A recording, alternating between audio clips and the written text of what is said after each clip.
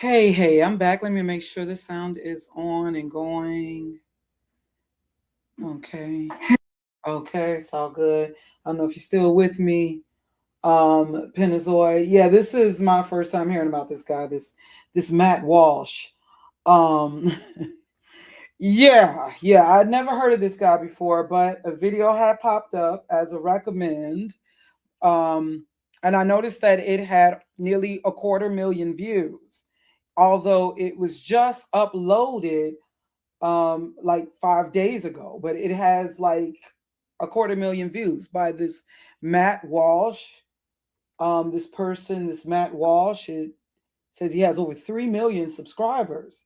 Now, I had never heard of this guy, and I don't know why his video would be recommended to me. And I noticed that there are people in the comment section also expressing that, they're questioning this video being recommended to them. So this tells me, there's what there are the things that is being pushed through social media, i.e. YouTube, that they want the masses, like the white masses, they want everyone to see and hear. Because as we know, and when you know who actually controls the media, okay, and you best believe that he is just another race baiting mouthpiece, white mouthpiece, okay? Yeah, he is another race baiting mouthpiece, okay, under those who actually control the media. All right. Although he wants to come off as if he is representing, the so called white conservative. They are all under, like I said, MSNBC, Fall News, or Fox News. They're controlled by the same people. They're controlled by the same powers. Just like when you're looking at it, seeing everything black versus or white versus black, red versus blue. Two wings, two separate wings on the same evil bird. All right. Yeah, this person, I have never heard it, but I did a little research and I said, you know what, let me go and talk about this, even though I was just up in here. Let me get this out my system. Because yeah, I went on, I guess you could say, made the mistake of listening to the video right away after doing my last live stream, when I said, you know what, I'm going to hold off so I can have a moment to breathe. And usually this would be a point my husband would be like letting me, allow me to calm down, tell him, but he's understanding right now and allowing me to respond to this madness. Yeah, so come to find out, this guy is over 10 years younger than myself. This is a millennial. He's over 10 years younger than myself. This Matt Walsh. Now, I'm giving you a wiki quickie from Wikipedia. It says here that Matt Walsh, because I never heard of this guy before, and I'm like, who the hell is this? And this guy got like over 3 million followers, and his video is popping up as a recommend to me in my content. Yeah, but anyways, it says that he's an American right-wing political commentator, just another one of these puppet race baiters up in here, and podcast host. He hosts the podcast, The Matt Walsh Show, and regularly appears on the American conservative website, The Daily Wire. No surprise. They're just some mouthpieces. Walsh has authored 4 books and starred in the Daily Wire documentary films, What is a Woman and Am I Racist? Okay, yeah. So a lot of these, I believe, are just actors, characters, puppets, plants. Yeah, but they've got the masses. They've got the attention of the masses. For one, they're given the exposure. And he's rather young, I'm already in my 50s. I'm from Chicago. And just like, just like Mamie Till, my mama, early baby boom born shortly after World War II ended. Now my grandmother, Mamie Till Mobley, around the same, just a couple of years older than my grandmother. Okay. All of my grandparents were of the GI generation, just like Mamie Till. And I am from Chicago, as the Emmett Till family. They also are rooted in Mississippi. Well, at least on the mom's side, just like how it was with my mama's family.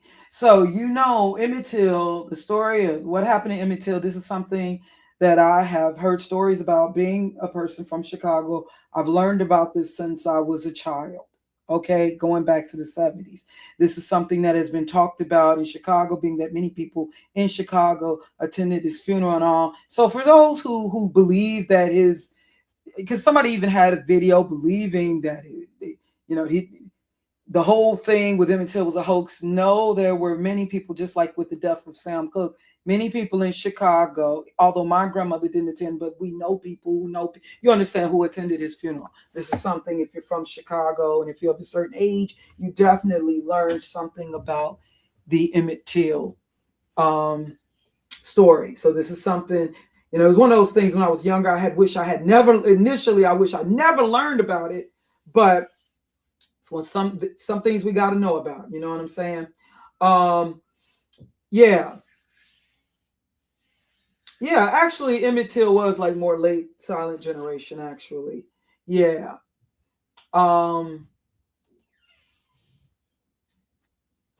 Late silent generation, but still just a couple of years older than my mom, who's an early baby boomer. But yeah, so and you understand, how just like they talk about, I've said this over and over again, you have these white so-called conservative, so-called right-wing Republicans, so-called conservatives who claim that what's been holding down Black people is the Democratic Party and just keeping us in a victim state of mind. Well, guess what? That's exactly what with persons like Matt Walsh, and this is exactly what's happening to white people. And if the Democratic Party y'all claim is the Black people's downfall, if y'all claim that is our downfall, then definitely the same can be said about the Republican Party, because white people are no longer building. They're no longer building. They're crying. They're whining. The same people who will taunt us as playing victim, this is exactly what they're doing. And this is exactly what he's doing with this video. Once again, spinning the victimizers into making them into the victims. Okay, so let me play some of what he's saying before I go into this, because I'm going to be debunking and presenting information to counter some of the claims made by him. Let me go through this whole procedure. FBI warning: federal law allows citizens to reproduce, distribute, or exhibit portions of copyrighted motion pictures, videotapes, or video discs under certain circumstances without authorization of the copyright holder. This is called fair use and I'm sorry, I lost where I was. This is called fair use and is allowed for purposes of criticism, news reporting, teaching, and parody, which doesn't infringe of copyright under 17 USC 107. Y'all gotta understand, I'm putting myself, trying to risk even addressing this, but I must. Okay, copyright disclaimer: under Section 107 of the Copyright Act 1976, allowance is made for fair use for purposes such as criticism, comment, news reporting, teaching, scholarship, and research. Fair use is a use permitted by copyright statute that might otherwise be infringing. Nonprofit, educational, or personal use tips the balance in favor of fair use. Okay, so let me, I got the angry face on now. So let me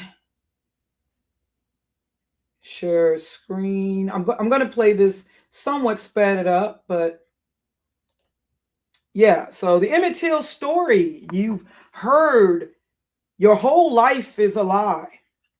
Okay, this is the person here who is making the claim that, and he's even went as far as saying that this was a hoax.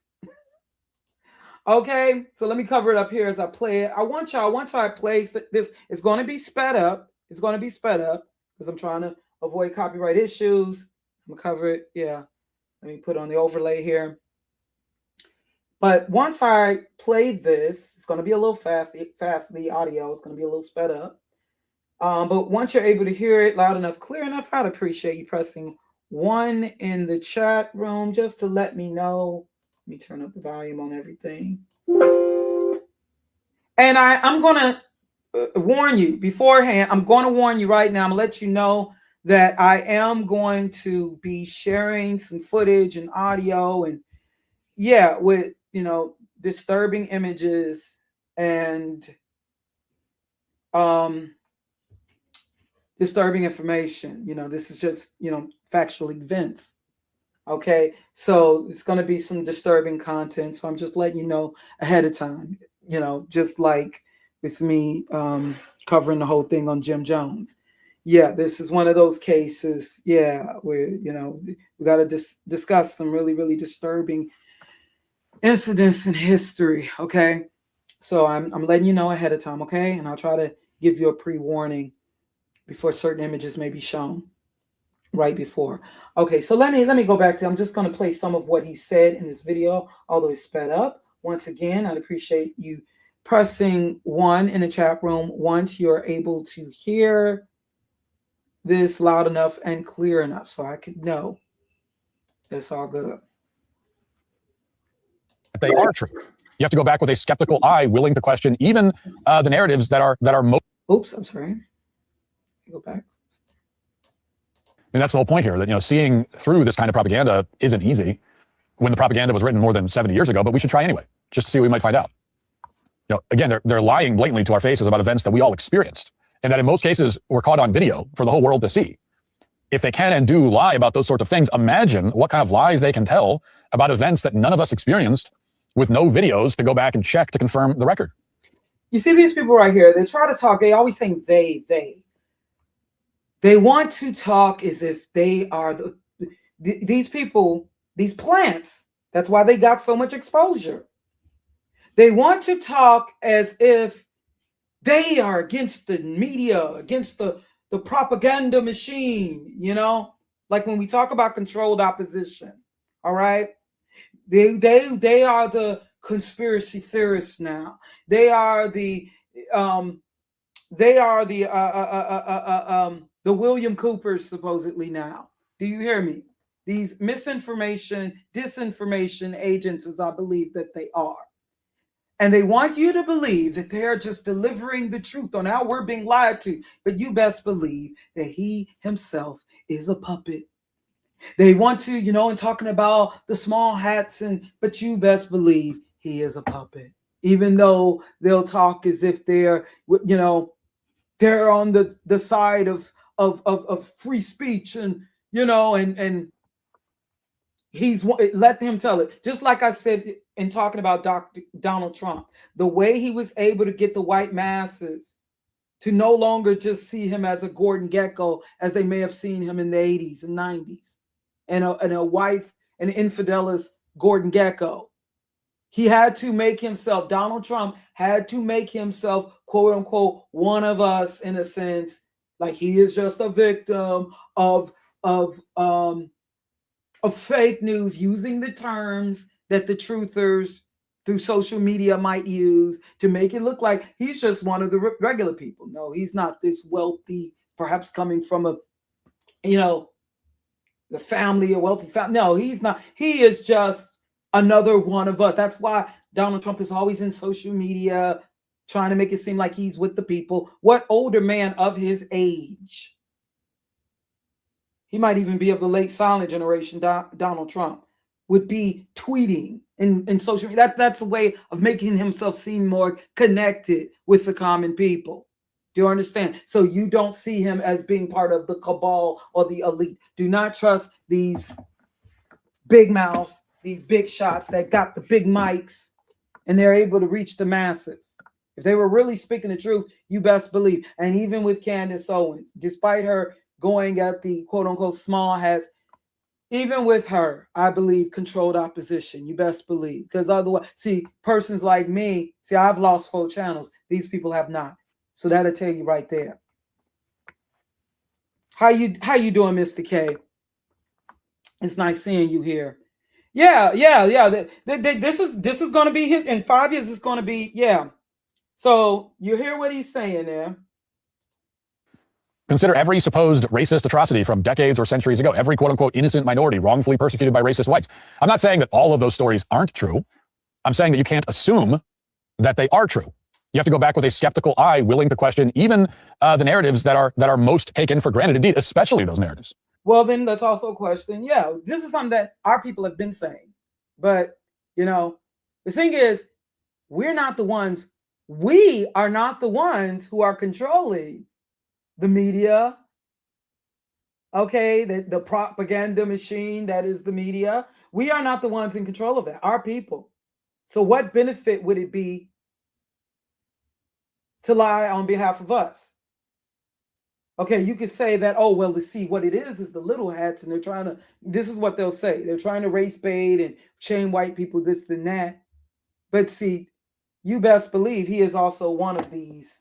If that's the case, then you best believe that he is one of these puppets. But anyway, let me fast forward through. Let me see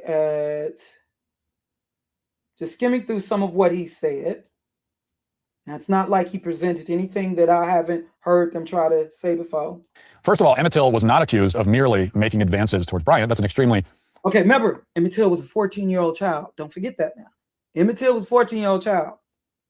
All right? So he's trying to play down the atrocities that were committed, the brutal acts. We're talking about a 14-year... It's bad enough with Trayvon Martin being 17. We're talking about a 14-year-old boy. And I want y'all to, I want y'all to look into the comment sections so you can see the world the country that we're living in, the Western world that we're living in. This has got 14,000 thumbs up so far. Tons of comments, over 6,000 comments, most of them co-signing this person. So if this is how they're regarding what happened to it, and we're going to go into what happened in detail to this 14-year-old child. This is how sick. This is how sick. This is what we're dealing with right here. He defended, you say he defended a white racist calling a 5-year-old boy the N-word. Yeah, and if he's got a lot of people defending him and making excuses for this, this is telling you.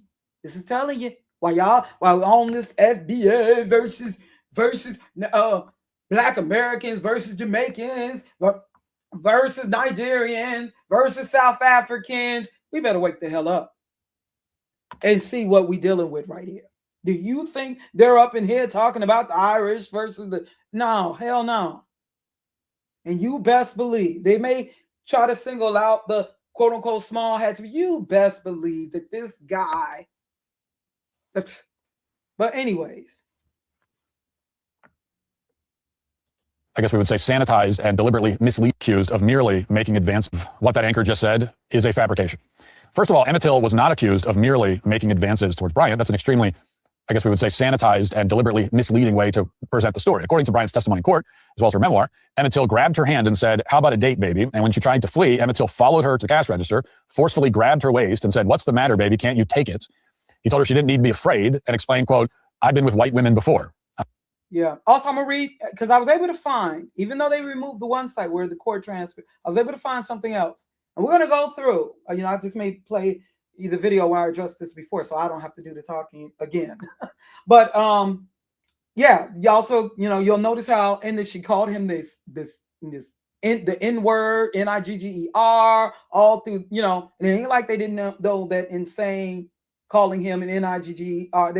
It's not like they didn't realize that was derogatory back then. Yeah, there's much more. Oh, yeah, and there was also these letters. Now, they have these claims of these more recent memoirs and, trying to make us see Carolyn Bryant more so as a person. But, yeah. But anyways, yeah. But, of course, we're supposed to totally believe everything that she said. Yes, we are supposed to totally believe everything that Carolyn Bryant claimed that this boy said. Of course. And even so, and yes, she was, yes, this 14-year-old boy, yeah. We know that a 14-year-old can commit a crime, but, we're just totally supposed to believe this. Emmett Till did not leave the store until one of his friends entered and forcefully removed him. So this was, according to her, an attempted sexual assault, to her, exactly. Not just in advance. According to her. Now, these facts are obviously not flattering for Emmett Till, and for what it's worth, this behavior would not... These facts are not flattering to Emmett Till. How do you know that this is a fact? And even if it's a so-called fact, how do you know this is the truth? 30 years ago, 40 years ago was a fact that Pluto was a planet. Now that's no longer a fact. So that doesn't mean that it's necessarily the truth. But it never even was a fact, actually. This is just what she said in court. But I guess because, no one was found guilty, I guess we're supposed to take it as fact. Although they don't accept, the OJ verdict. But okay, we're supposed to take it as fact. Advance. Now, these facts are obviously not flattering for Emmett Till. And for what it's worth, this behavior would not be out of character for the Till family. I think it's worth noting Emmett's father was named Lewis Till. He enlisted in the army during World War II to avoid going to prison for domestic violence. But Lewis Till's behavior did not change overseas. He was court-martialed for the murder of an Allied civilian during the Italian campaign, as well as the rape of 2 pregnant Italian women. Okay, and I'm going to definitely address that.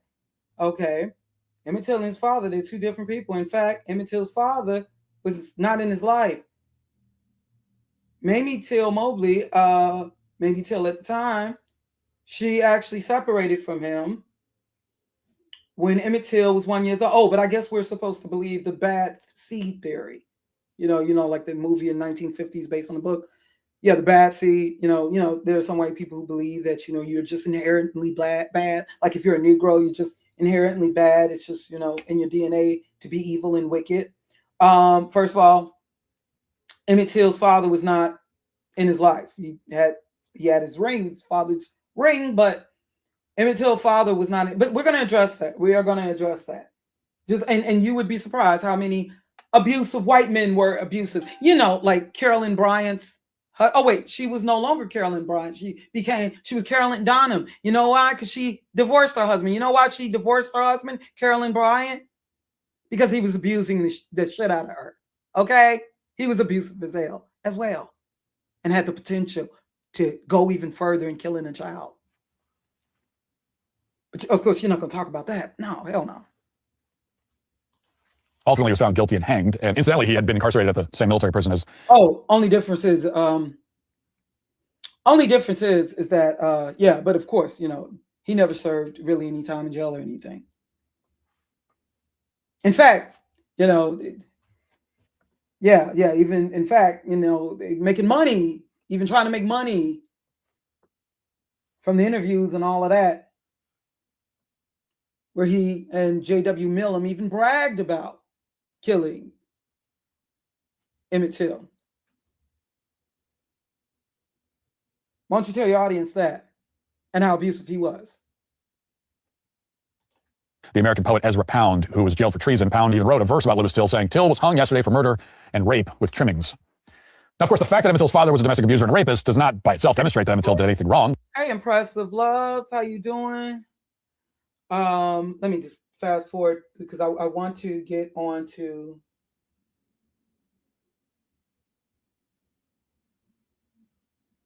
okay, let me just pay for 11:20 and on. How you doing? Impressive. Azure True Seeker 24. Pentazoid Warriors are the best. The Cynical One. Leave anyone out.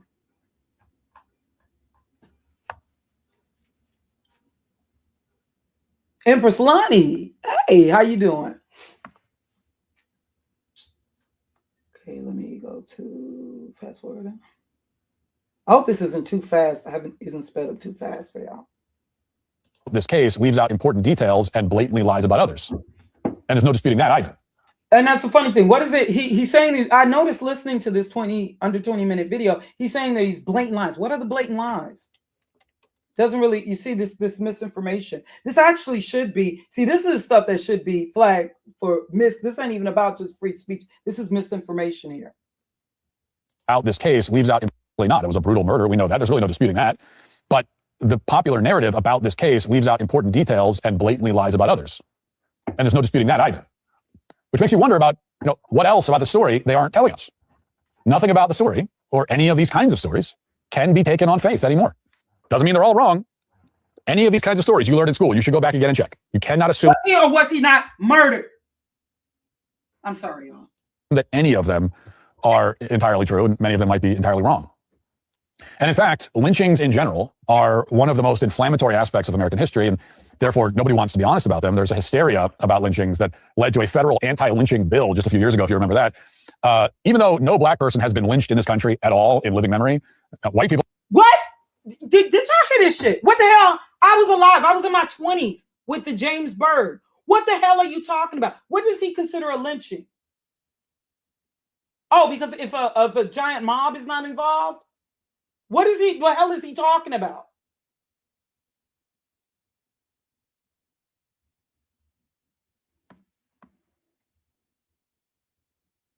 A lynching is not just hanging from a tree.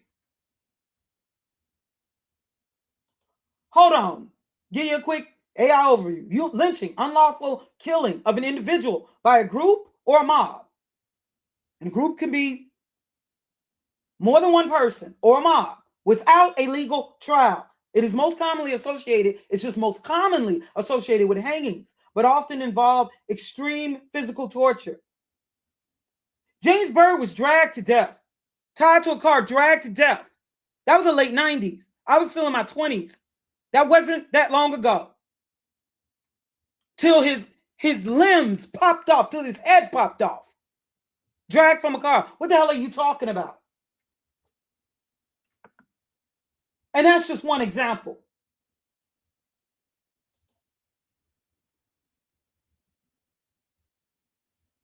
People have certainly been attacked for their skin color, as we saw at the top of the show, and lynched in this country at all in living memory a few years ago, if you remember that. Even though no black... I know someone who on the west side was beat to death with bats. Well, it was actually, Puerto Ricans. Okay, never mind. Okay. I'm sorry, y'all. This is going to get you, because I'm getting triggered. I went on and listened to this. Black person has been lynched in this country at all in living memory. White people have certainly been attacked for their skin color, as we saw at the top of the show. But there have been no anti-black lynchings at all in many, many decades. Us as playing victims. They want you to believe that white people are the primary victims, and they have been for like the last 50 years. Let them tell it. For like the last 60 years, they want you to believe that the only real victims in this country are white people, more specifically white men. The same people who will taunt us, oh, stop playing victim, stop whining, cry more. These are, I just can't, the audacity, the caucasity, for real. And, there's this idea that if you object to any of the propaganda about lynching, then you must endorse the murder of innocent black people. But that's obviously not true. And all that matters is the truth. That's all we're saying about all these stories. What actually happened? What is the truth? You're saying some things that aren't true. I want to know what the actual... You heard him where he said, he insinuated this is a hoax. He's saying that the Emmett Till, just the whole story, he's saying a hoax. But that he's saying that that's the truth. He's saying he actually used the word hoax. But we're, as if the funeral didn't happen, as if tons of black people did not attend his funeral in Chicago. That was not that long ago. Okay? My family, just like Emmett Till's family from Mississippi, well, on his mother's side at least, migrated to Chicago. Emmett Till's mom, just a few years older than my grandmother. Same generation. How you doing, Marty Marr? Yeah, it's just my family was on Emmett Till's family. They were more on the south side. My family was planted on the west side, but they were part of their. Emmett Till's family came more so originally after World War I, whereas my family came after World War II. Yet and still,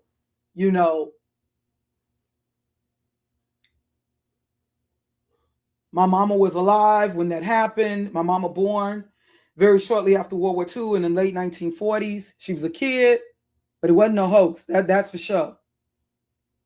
Many, many people in Chicago attended. I've heard this talk in my family and with other Chicagoans for years about Emmett Till. Actual truth is. That's all. Now, the popular narrative about lynching today is that it was a form of murderous violence inflicted by white people on black people for racial reasons. Now, it's true, of course, that those kinds of lynchings have occurred in American history.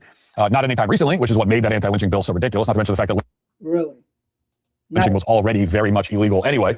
And yet even Tuskegee University, which is a historically black university, admits that between 1882 and 1968, this is according to their tally, more than 27% of lynching victims were white. Now, what does that have to do?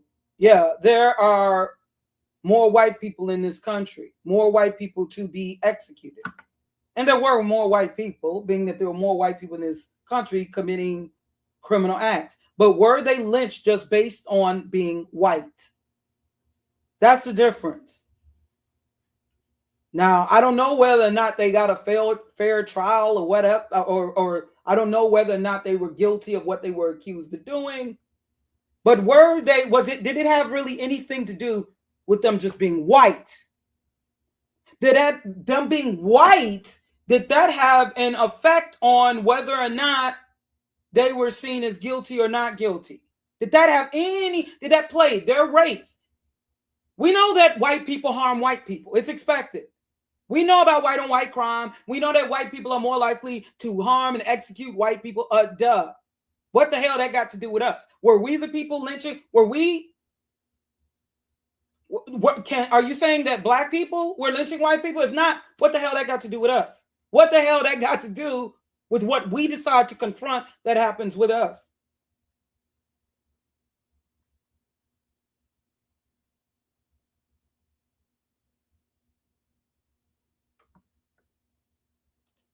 lynching was a form of racial violence, then why would a significant percentage of the... Yeah, it is a form of racial violence if you're being lynched and you're automatically being considered guilty because of your race.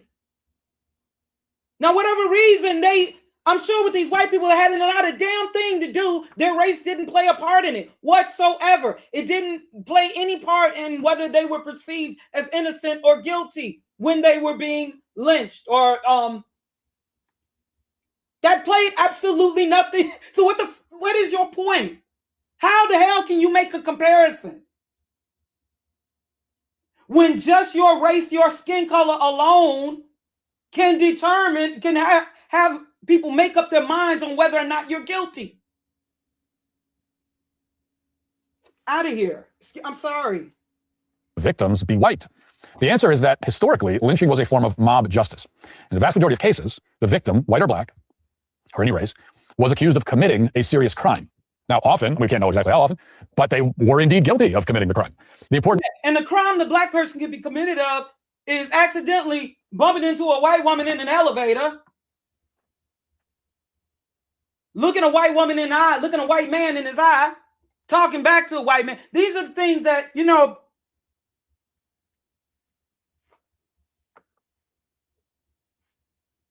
those could be the crimes. Oh, goodness. The important point is that lynching was not an exclusively racial form of violence. Often it had nothing to do with race at all. I mean, we can confidently say that most of the 27% of white victims, assuming that percentage is not an undercount. But it did with black people. We ain't talking about white folks. We're talking about the acts of racism against black people. We're not talking about white people executing however they choose to execute in war with their own people. That's not what's being... oh, my gosh. Which is a very massive assumption. But we can assume that they were not lynched, for racial reasons. Does it make sense then to assume that every black victim was lynched for racial reasons? Of course it doesn't. In a certain significant percent of cases, they were lynched for the same reason whites were lynched, because they had committed or were accused of committing a crime. And lynching was not invented in 1882, by the way. It had been used all through the early history of the United States and before that. Happened during colonial times, too. We don't have any data, as far as I could find, on the racial makeup of the victims in the early 19th century and prior to that. But there's good reason to suspect that a large number of them, perhaps even a majority, perhaps even a large majority, were white. No shit. That would make sense, wouldn't it? If they were the majority of people in this country, but that doesn't have to do with race, though. That doesn't have to do with racism. That had nothing to do with racism, however. Those were not acts of racism. Whether or not the acts were just or unjust, that had nothing to do. They were not judged, at least unfairly, based on race. And this wasn't just mob justice. Sometimes it was. Sometimes mobs of angry townsfolk banded together to kill some alleged wrongdoer. And sometimes they would do that even though they had a court system and jails that could have brought the alleged criminal to justice. This is just, I'm sorry, y'all. This is just as ridiculous as white people, let's say, if they were trying to justify the genocide of let's say, okay, we'll say Native Americans by saying, well, there was the Civil War and there was the Revolutionary War, and actually more white people unalived other white people. You know, there was, yeah, there was with the British, there was and actually more white people, you know, are alive in Europe. This war was going on, and more white people. What the heck that got to do with the act of genocide committed against Native Amerindians, Americans, simply, you know, just based on them being not white, and that's it. That's all that they had to do wrong. That's just ridiculous. But you know, and they know these people, they know that they have an audience of idiots now, just like with this whole FBA move. They know their audience is a bunch of idiots. But see, being that you got all these thumbs up and this has over 250,000 views, this is dangerous, y'all. You know, civilized and constitutional way. But sometimes lynching was less a case of mob justice and more a case of frontier justice. You know, large swaths of the American territory through much of its early history didn't really have a functioning court system. So there wasn't much you could do with murderers, rapists, and cattle thieves in those cases, but execute them quickly. And, you know, sometimes they would leave their bodies hanging from a tree as a warning to anyone who might think of committing similar crimes. Remember, we're still talking about, he's going into all this, even though we're talking about a 14, we're not talking about it, oh, the frontier. We're talking about a 14-year-old child. We're talking about, but see, this is how you can, you know, desensitize your audience. But they have to already be desensitized. They already have to be wicked. He's going into all this irrelevant shit and saying that the Emmett Till story is a lie. He's as far as going, saying the Emmett Till story you've heard your whole life is a lie. What is the lie? It was brutal and ugly. What is lied about, though? What is it that was lied about? Was he not brutally murdered? So he believes that this woman was sexually assaulted. But sometimes brutal and ugly options were the only ones available.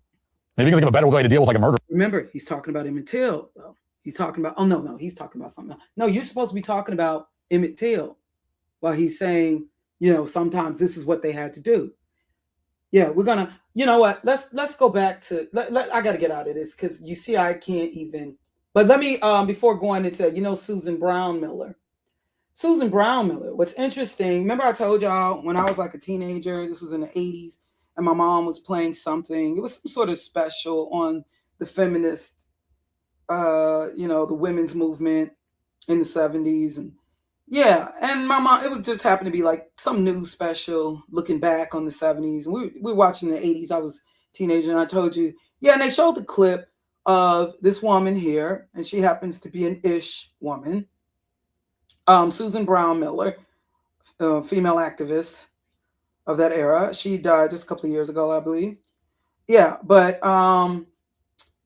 yeah, and this is her publication, Against Our Will, Men, Women, and RAPE.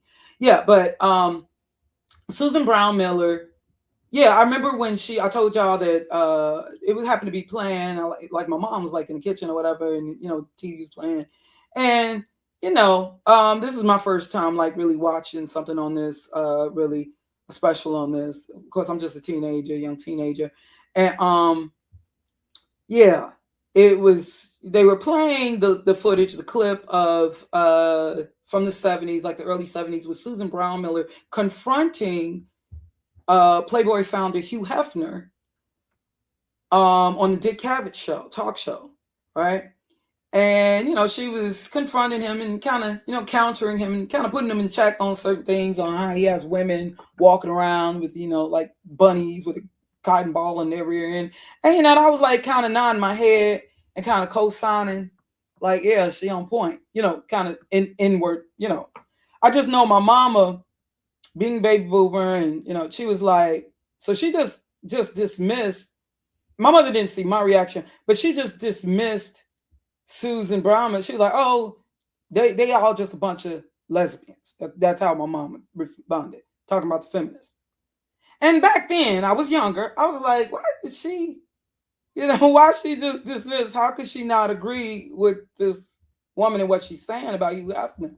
I didn't, you know, I didn't get it. Like, why would you just dismiss what she's saying and just discount her as just being, you know, and even if she was, like, why would that, what she's saying? I didn't get it. I didn't, well, you know, but, you know, basically my mama just dismissed it. But one of y'all some years ago, and I didn't even know this when we were talking about this, some years ago, one of y'all actually put me up on this, and I didn't know this. Yeah, Susan Brown Miller now, she had a publication Now, I haven't read it in full, but I did not know about this until one of y'all had put me up on this some years ago, like 10 years ago, that yeah, in this publication here, Against Our Will, Men, Women, and RAPE, I did not know. Okay, let me give you just a little more information on, yeah, okay, yeah, she passed away in 2025, actually. Yeah, so in 1975, in her publication Against Our Will, yeah, it says the most, okay, I'm reading this from npr.org. Against Our Will's most controversial chapter was a question of race. While noting that the data was likely flawed, Brown-Miller cited FBI statistics. I remember, like I've told y'all about these statistics, like in my Debunking David Duke series, debunking these claims of the black brute stereotype and black men and RAPE, and yeah, and I may re-upload that, but remember that was a video they definitely came in my channel for, just for me correcting, giving you a clarification on the so-called statistics, just like with black women and herpes, supposedly. But anyways, while noting that the data was likely flawed, Brown-Miller cited FBI statistics that claim RAPEs were committed by black men at rates that were much higher than their percentage of the population. In a section about Emmett Till, now why would she want to use this child as an example? In a section about Emmett Till, the teenager who was brutally murdered for whistling at a white woman, Brown-Miller writes that Till's whistle was no small tweet of hubba bubba or melodious approval for a well-turned ankle. It was a deliberate insult just short of a physical assault. A last reminder to Carolyn Bryant that this black boy Till had in mind to possess her. Brown-Miller's arguments, wrote human rights activist Angela Davis, were pervaded with racist ideas. Okay. In her book, Women, Race, and Class, Davis wrote, while Brown-Miller deplores the sadistic punishment inflicted on Emmett Till, the black youth emerges nonetheless as a guilty sexist, almost as guilty as his white racist murder unalivers. Davis continued. Yeah. So, Davis continued. After all, she argues both Till and his murders are exclusively concerned about their rights of possession over women. Okay, so using this boy as an example. So, even if he didn't commit an actual act or even a sexual assault, he still had the potential, even through the whistle alone. Why would they even use, when you know what happened to this kid, why would they even use that example? And as for his father, let us go into that whole thing on his father. We give you some information. This is his father. Okay, Louis Till. Let me just, Louis Till was an American soldier. Okay, this is just Wikipedia reading. Who served in World War II after enlisting in the United States Army following trial for domestic violence against his estranged wife, Mamie Till, and having chosen military service over jail time. Till was court-martialed on 2 counts of RAPE and 1 count of murder during the Italian campaign. He was found guilty and was executed by hanging at Aversa. Till was the estranged father of Emmett Till, who was murdered in 1955 at the age of 14, galvanized the civil rights movement. The circumstances of Till's death remain largely unknown until they were revealed after the highly controversial acquittal of his son's killers 10 years later.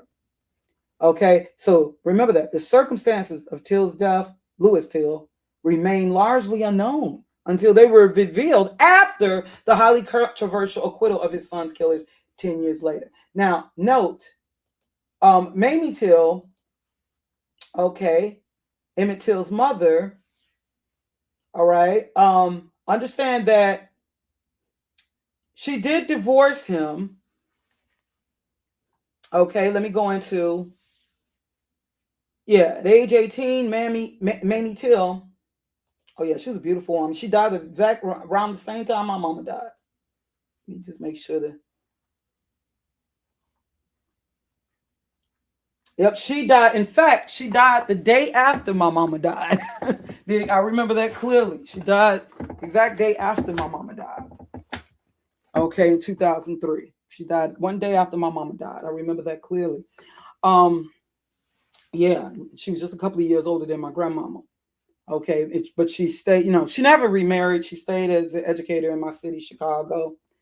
Worked with children. Yeah, she's a very beautiful woman. I had never met her personally, but I know many people who have.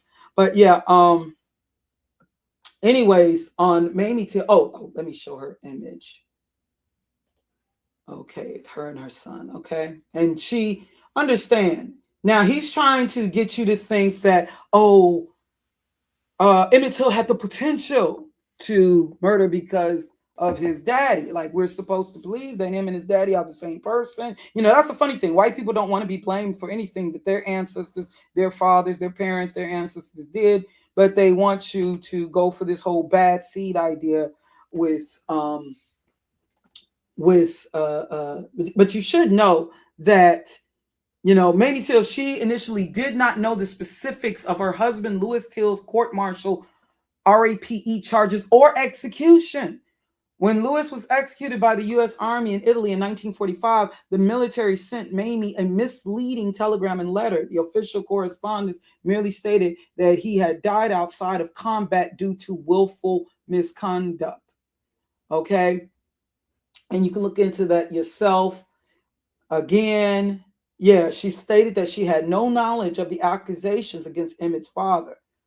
He was executed by the U.S. Army in Italy in 1945 for RAPE and murder. She had at the time, the military kept the details hidden, notifying her only that he died due to willful misconduct. And there's an article here at medium.com. It says Emmett Till's father was named Louis Till. According to author John Edgar Wideman, Louis Till was in the Army during World War II. At a time the military was segregated. While he was not in combat, he served in a port battalion where he and the rest of his predominantly black unit had to move supplies. He and another black man, Fred McMurray, were convicted by an Army court-martial of RAPing two white women and unaliving another one. Wideman does not believe the two of them were given a fair trial. After what happened to Louis Till's son, it is a very spooky coincidence. They're not allowing me to read any more into that. But Gail Lumet Buckley at the New York Times says Louis Till was an abusive husband who did not really know his son. Records seem to be sparse and unavailable, even to Mamie Till.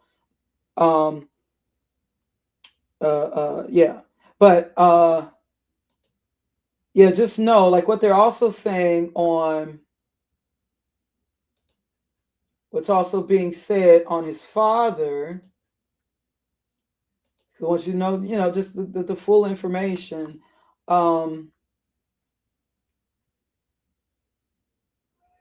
The image you see is from 1943.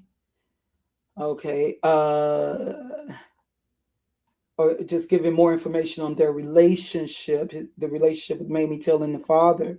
At age 18, and this is just from Wikipedia, although these are things I've kind of known about before. At age 18, Mamie met a young man from New Madrid, Missouri, named Louis Till, employed by the Argo Corn Company. He was an amateur boxer who was popular with women, but Mamie's parents disapproved of the charismatic Till, thinking he was a little too sophisticated for their daughter.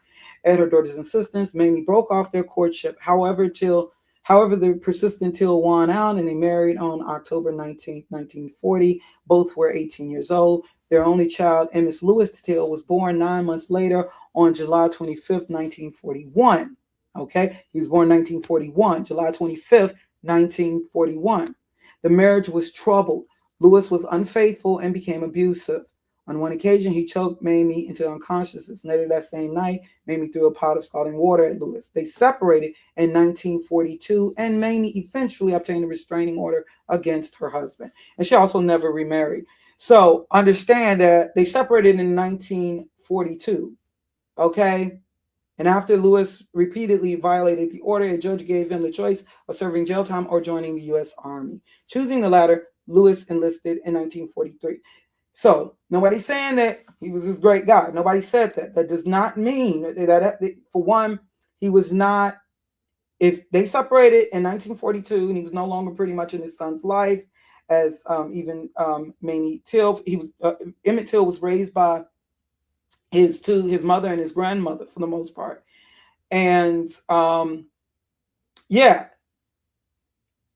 And he had not been in his life, in fact, being in the military. They separated when Emmett Till was like only 1 year old.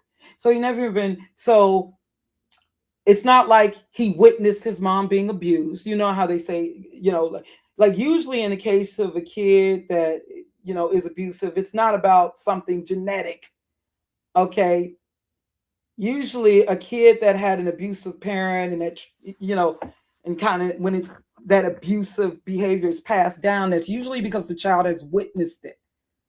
But obviously, Emmett Till was a baby when his daddy left. So it's not, I don't believe, and his being that his mom never remarried, I don't believe that he witnessed.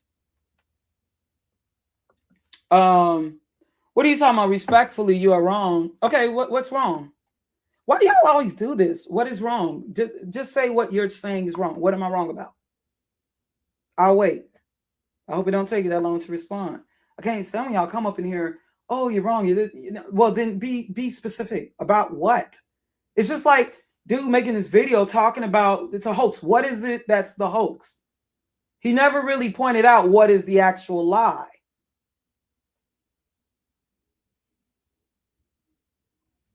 Unless he actually believes that Carolyn Bryant was essayed or assaulted by this kid in this little short time he was in that store. What's wrong? You're saying you're wrong, but what? Okay, I'll wait. Y'all let me know when this, because they just do this little stuff to try to throw you off. Yeah, so yeah, he was an abusive husband, but she had separated from him, and it's not like, I do not believe that such that they always do that. He's not going to respond. They just want to, as long as they, so since you're not going to respond, I'm going to just remove your dang comment because I ain't got time for this.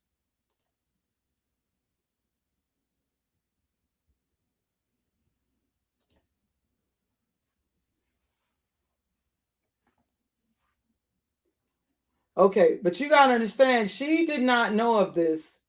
Yeah, okay, now what did it say? Okay, let me go back to Mamie Till. In 1945, okay, this is 10 years. 10 years before Emmett Till was murdered. Okay, he was still like a little baby, like a little toddler. In 1945, Mamie received notice from the War Department that while serving in Italy, Lewis had been executed due to willful misconduct. That's all that she was told.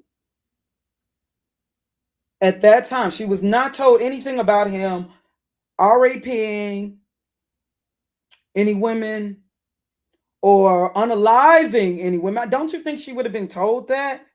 Why is it after her son was murdered and there was a trial and all of that, that is when you don't think that, that might not have been true? I'm not saying it might have happened if he was, executed. He had to do something bad, but supposedly, but and he had a history of being, if he, was trying to choke his wife. I mean, that could be true, but why wasn't, I would have thought that she probably would have been told that instead of her receiving a notice that he was executed due to willful misconduct. I mean, but that, I'm not saying that it didn't happen, but it's just interesting. Even she had to, felt it was kind of peculiar that this is something that she was not told all these specifics until her son was murdered. And that was like 10 years after she, was told he was executed. It wasn't till 10 years after that she was told all these details about why her husband was executed. Don't y'all think that's kind of odd? You don't think that might have been, just like how it was with Trayvon Martin? They were looking for any, once this kid, they looked for any and every little thing to make him look like he was deserved, And you got to remember too, around that time, you had a movie out called The Bad Seed.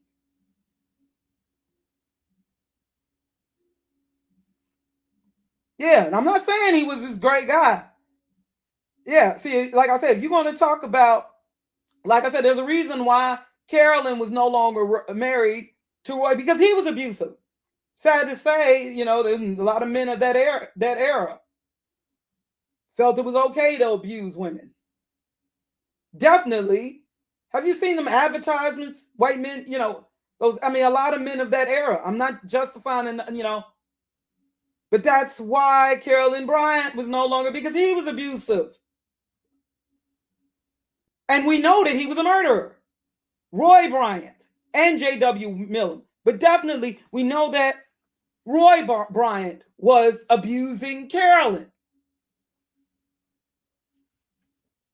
But anyways, that is irrelevant to what happened to Emmett Till. But I just wanted to, you know, because we're going to talk about it, let's talk about it all. If we're going to talk about it, let's talk about it all. But I'd rather us, let's give, so fair use once again. Let's go now.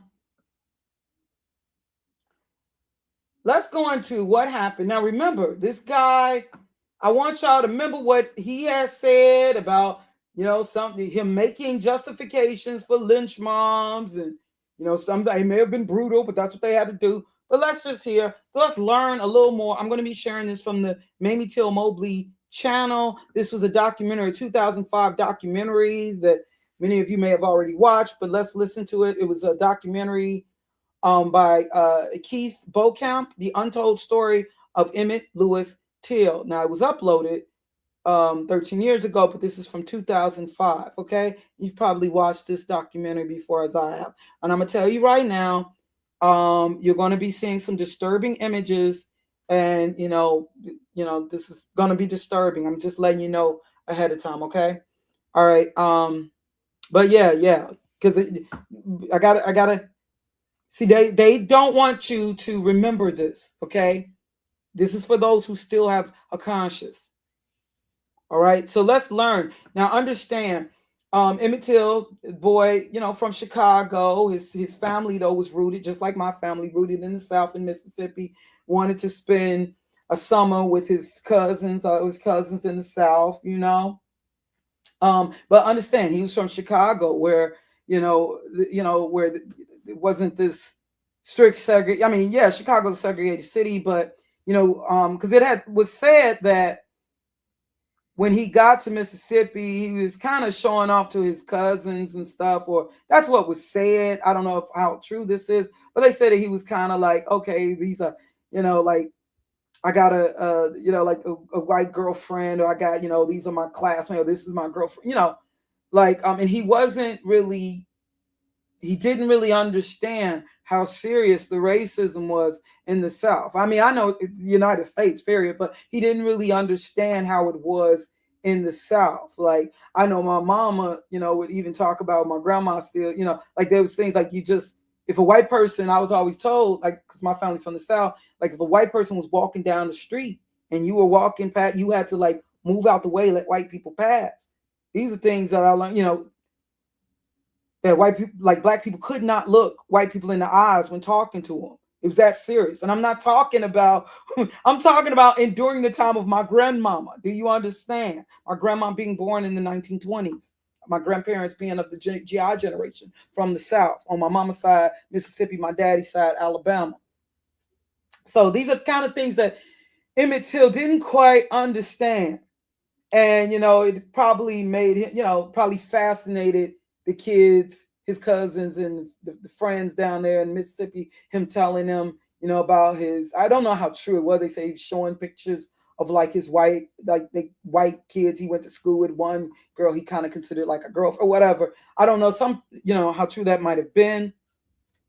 But yeah, he was a kid, and yeah, so his mom, you know, kind of, well, she said that she did try to, other interviews and stuff I've listened to and things over, that she did try to tell him, like, okay, it's different down there. You know, like she felt like she had to, you know, kind of prepare him to, you know, be careful. And he was more like, Mom, you know, chill out. You know, he kind of had this response, chill out, Mom. But just to let us know a little something about him, since, you know, I think we should try to know a little something about his character from those who actually knew him.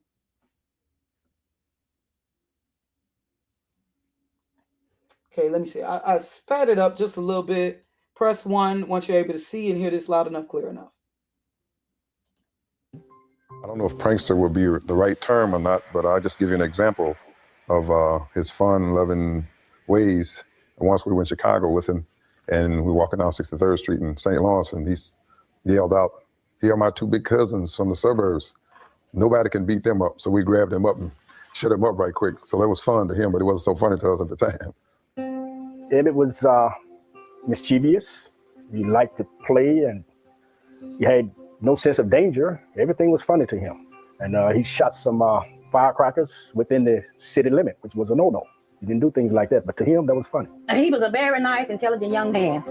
I call him a young man because he was at that age, you know. He was very intelligent, he was sweet, and he was lovely. He was very good in art, and he was very good in science. I don't know, he seemed to unravel that. As you know, this is his mom. This is his mom. Obviously, this was filmed before she passed in 2003, shortly before she passed. But this is his mom, the late Mamie Till Mobley. Science like nobody's business. He was very good in, I don't know, he seemed to unravel that science like nobody's business. He was very good in spelling too. The life. Okay. Let me go a little further. So yeah, like they said, he was a very smart kid, very intelligent. But he was kind of a prankster. They called him Bo. So if you hear them reference Bo, that was like his nickname.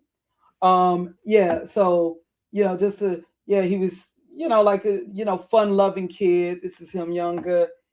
Yeah. They said that he was a prankster, like doing little stuff, and like the type that would probably play Ding Dong Ditch or something. But he was very intelligent. And they said he was kind. Also, his mom said that he had a stutter. That's why she didn't believe a lot of the stuff that Carolyn Bryant said on the stand, which we will go through. So please bear with me. But she said that he had a stutter, though.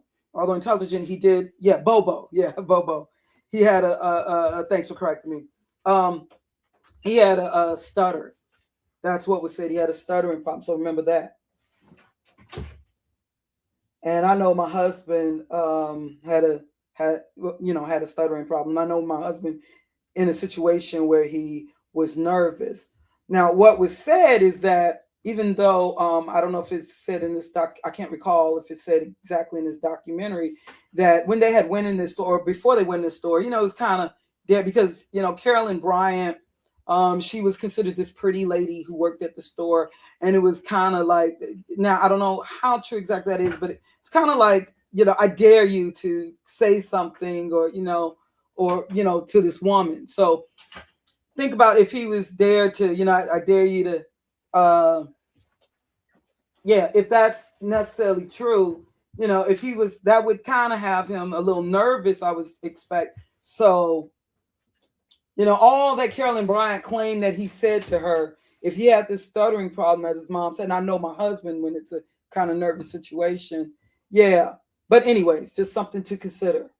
All right, but let me get back to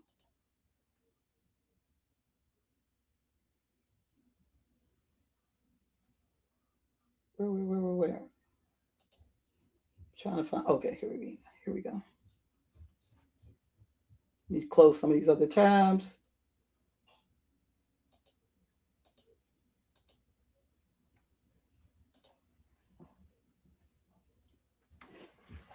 And let me jump to.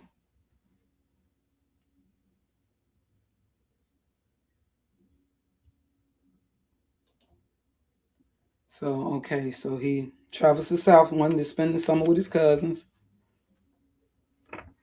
in Mississippi, Money, Mississippi. Now, my family from Hernandez, Mississippi, or Hernando, Mississippi.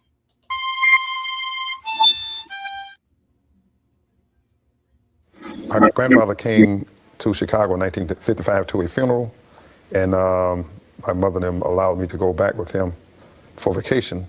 And so Emmett found out he wanted to go. There were some questions of whether he should go or not, but they finally let him go. Oh, that day will live in infamy, so far as I'm concerned.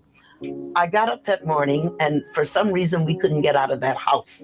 We were supposed to meet Moses down at 12th Street Station. We could hear the whistle blowing as we got to the steps. He tore up the steps. I said, wait a minute. I said, you didn't kiss me goodbye. Where are you going? How do I know I'll ever see you again? And he said, oh, Mama, he really scolded me. And I wondered why I said a dumb thing like that. But he turned around, came back, he gave me the kiss, and then he gave me his watch. He said, here, take this watch. I won't need it where I'm going. And I said, okay, I'll wear it. And I put it on. And I said, what about your ring? Because I'd given him his daddy's ring. First time. He said, well, I'm going to show this off to the fellows. They always kind of prep you for going to Mississippi, made you very aware of what could happen and what the South was like. And so I was very much aware of what could happen while we were in Mississippi. And I don't know if Emmett was told or not.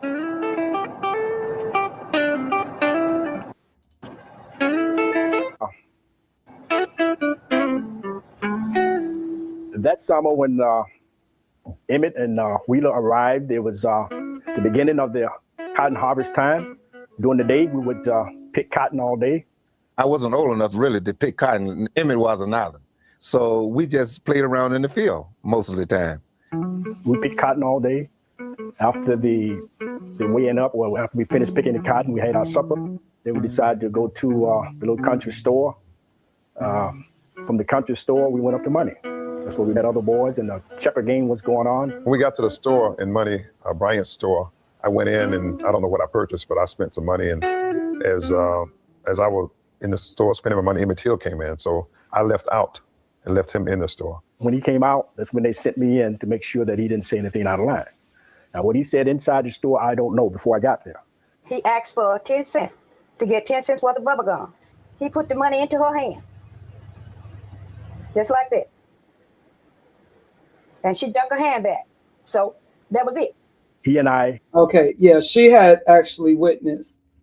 She said, yeah, see, the thing is, you were not supposed to touch a white woman, period. It was supposed to be a thing about like him putting the money on the counter. Now, even if they talked about before going in the store, or she's a pretty woman or whatever, even if that is true or whatever, but the thing is, what she's saying, all that he ended up doing was him placing the money in her hand, touching her hand, making physical contact and touching her hand. And she's saying like she kind of jerked her hand back, like, what? Like, you ain't supposed to touch me. I guess he didn't realize, you know, and that was, yeah. And then, yeah, also with the whistle. Left the store. To her hand. He asked for 10 cents. Now, what he said inside the store, I don't know before I got there. He asked for 10 cents to get 10 cents worth of bubble gum. He put the money into her hand. Just like that. And she ducked her hand back. So that was it. He and I left the store together. We didn't have any conversation with Mrs. Bryant. We left together. She came out of the store and went to her car, which was parked on the north side of the store. And as she was going to her car, that's when Emmett whistled at her, the famous wolf whistle. Yes, he whistled at Carolyn Bryant when she came out of the store. No one knew that he was going. So he did whistle, like, you know, probably feeling like, oh, well, you know, just being a kid. But, you know, now they'll try to hype that up into sexual assault. Also, you know what? I want to, since I'm hearing about this whole thing with Tyra Banks again, as reluctant as I am to like speak in defense of Tyra Banks, being that this whole thing with the Shandy Sullivan, it's a lot that they're not telling. Yeah, and you need to watch that episode of, if you are, you know, if you're interested, of that season 2 with America's Next Top Model. I have put together, before losing my channel, a little compilation and I have y'all really examine the whole thing with Shandy Sullivan. Yeah, because the way that they have gone so far with that. But anyways, yeah. So So he probably felt he was being funny and, whistling at her. And, he's just a kid. But, now they'll try to spin that into, oh, that's a potential rapist if you whistle at a woman. That Carolyn Bryant, when she came. The famous wolf whistle car. Didn't have any conversation with. Just like that. He put the money into her hand. Just like that.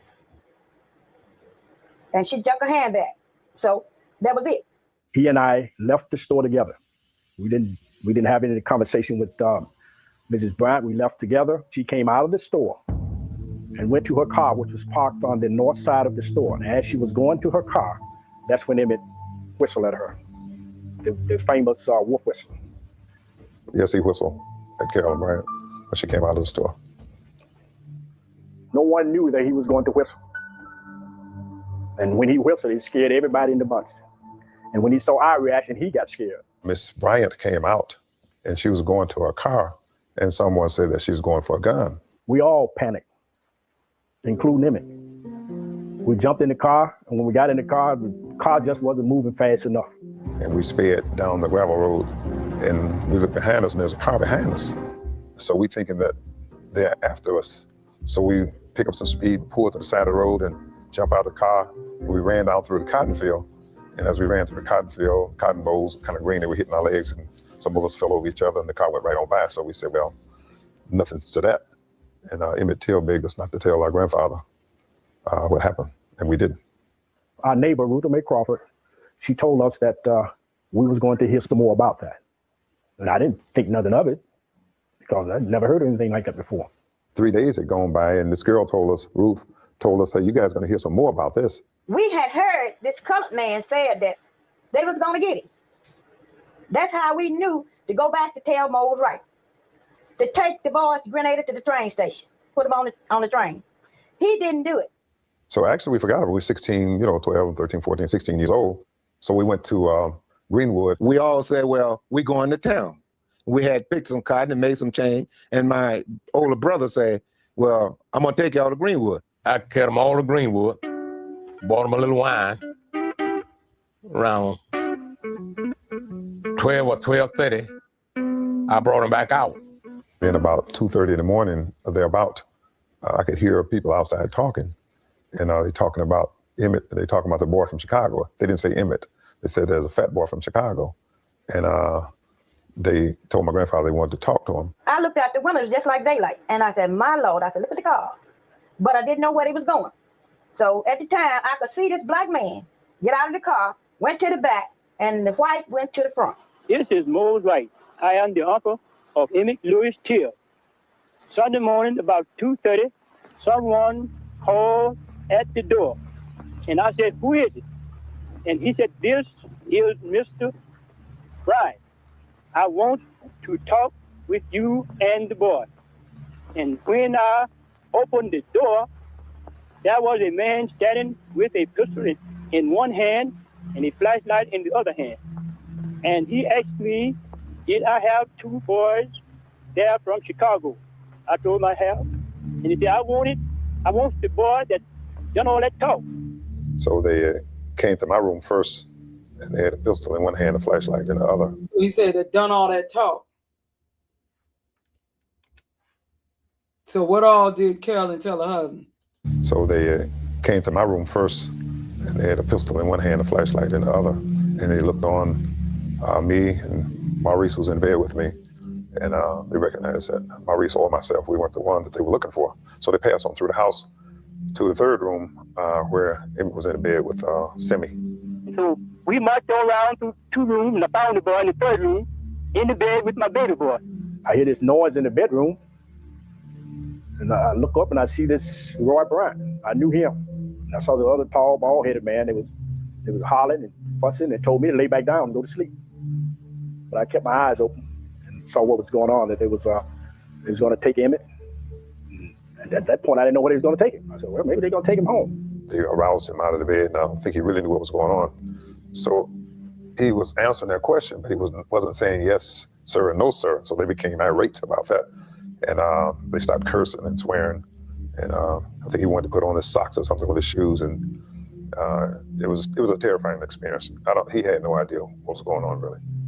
Now you heard what he said. What they were getting more mad about was the fact that he wasn't addressing them, being that, he was from Chicago and he didn't know how it was, in the South.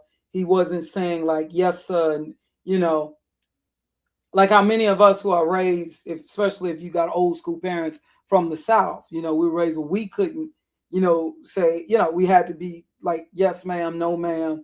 But being that he wasn't responding in that manner, like he probably said what, or yeah, or something like that. So they probably saw him also as an uppity Negro, not showing, respect to their authority as white people, white men. So this is what also. Yeah, had no idea the kind of people. And I think he wanted to put on his South. Take him home. They aroused him out of the bed, and I don't think he really knew what was going on. So he was answering their question, but he wasn't saying yes, sir, and no, sir. So they became irate about that. And they started cursing and swearing. And I think he wanted to put on his socks or something with his shoes. And it was a terrifying experience. He had no idea what was going on, really. Yeah, had no idea the kind of people that he was dealing with, he was faced with. He had no way of conceiving what the South was like. Can you imagine? It just makes me want to cry. It just breaks my heart. Can you imagine what that boy, can you imagine how he was scared in the middle of the night, you being woken up, these two white men coming to get you, making you get up, making you get, can you imagine how scared he was? Now, some people say, well, his uncle shouldn't have allowed it. It shouldn't. But, in defense of his uncle, he's probably, he had all his kids. Like they said, he didn't, he was hoping that maybe he whoop them or something. But I think they didn't even expect that they would do all that they did, No kind of way. In the room, my mom, she offered them money not to take the boy. And that's when Roy kind of hesitated. But Marley wouldn't have nothing of it. He had made up his mind. He was the one with the gun. He had a .45 in his hand. And he was calling the shots. And he claimed that he was just going to take him up the road and just whip him and turn him loose. And don't feel for the husband, because I remember the interview he gave before he died in the 90s. They interviewed, so don't think that the husband, just because he said that he had a little hesitation, but it was the bald one, J.W. Milam, his what was it, brother-in-law or something? Yeah, don't think that don't feel for Roy Bryant now, because I remember, and I couldn't believe this. This was sometime before he died, around 95.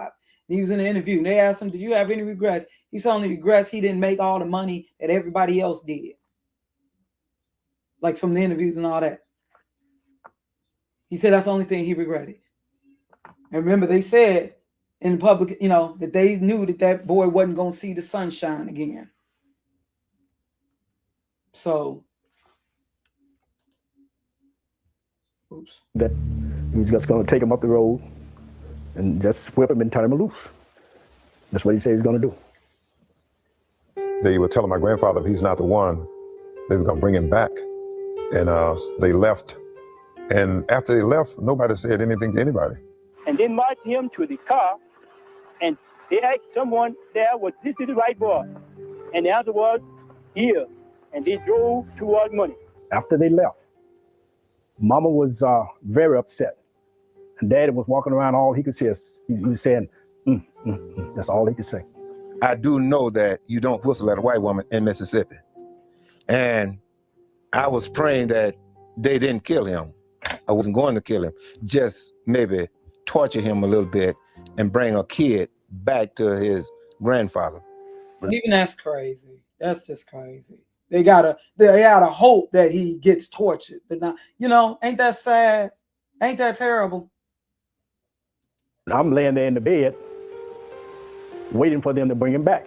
Every car that I would hear coming down the road, I thought it was them bringing him back. But then when it began to get turned toward dawn, I knew they weren't gonna bring him back. Wow. The whole house, what they put through, what, not knowing when he's gonna be brought back, and them coming to the realization he's not coming back. And then, you know, then the uncle have to explain it to his niece, and you know.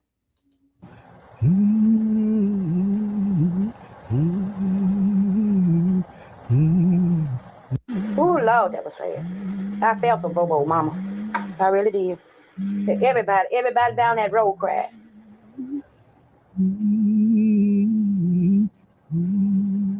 Mo's right knocked on the door and said they taking my boy. Well, I told him we could go and look for him. We went up in Munnings and we come back. And then Mose told me, ain't nothing else we could do. Just sit and wait. I was sound asleep at 9:30. So terrible. And I guess I slept about a couple hours. And it was Willie Mae telling me that those men had come and taken Bo away from my uncle's house, her father's house. As I was walking, I saw a green 1955 Chevrolet truck. Now, he was a person who witnessed. He was a person, and he had to leave Mississippi. I believe he ended up dying in Chicago, but he had to leave Mississippi.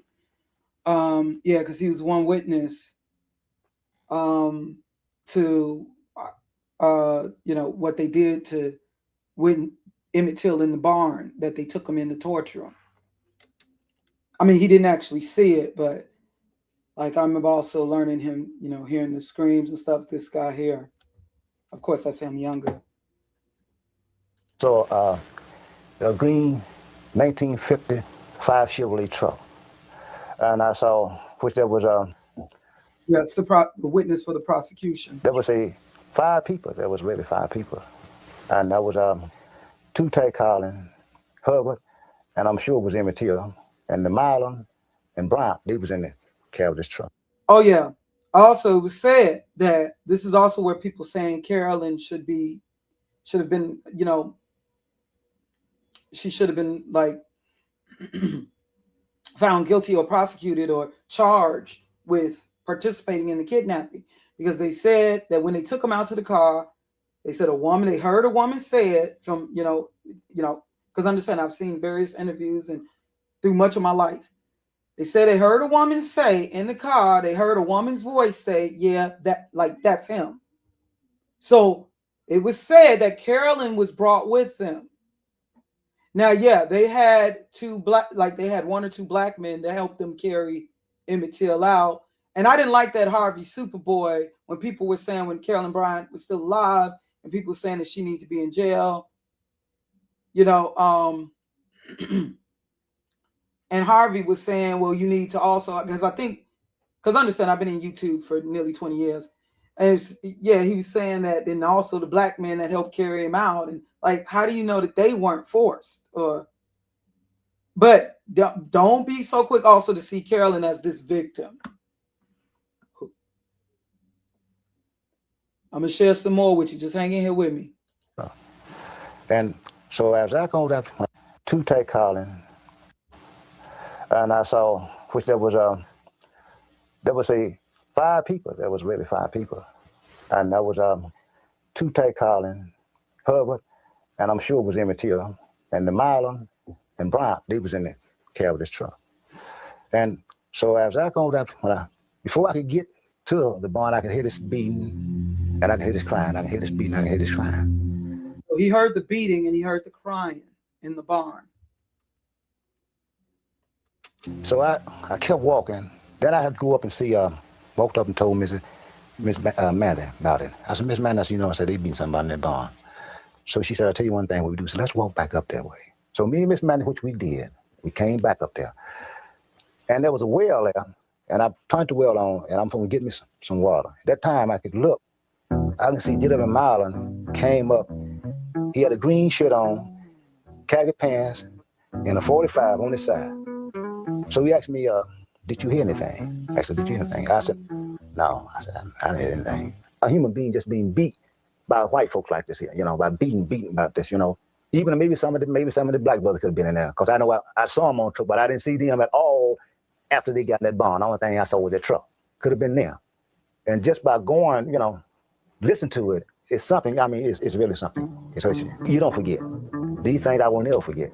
At night of Emmett Till murder, which we didn't know he had been murdered that night, in the middle of the night. Okay, and as you can see here, this is this is J.W. Milam, murderer, neighbor. Yeah. At night of Emmett Till murder, which we didn't know he had been murdered that night, in the middle of the night, my sister and I was lying up in the window, like trying to get some air, and we saw this fire in a barrel in the back of J.W.'s house, and we woke our parents up, and my father walked out the back door and stood on the porch and said, he came back in and said there's a fire at J.W. Milam house in the barrel. It was burning something up. Days later, Emmett Lewis Till's body is discovered in the Tallahatchie River, bound with barbed wire to a 70-pound cotton gin fan.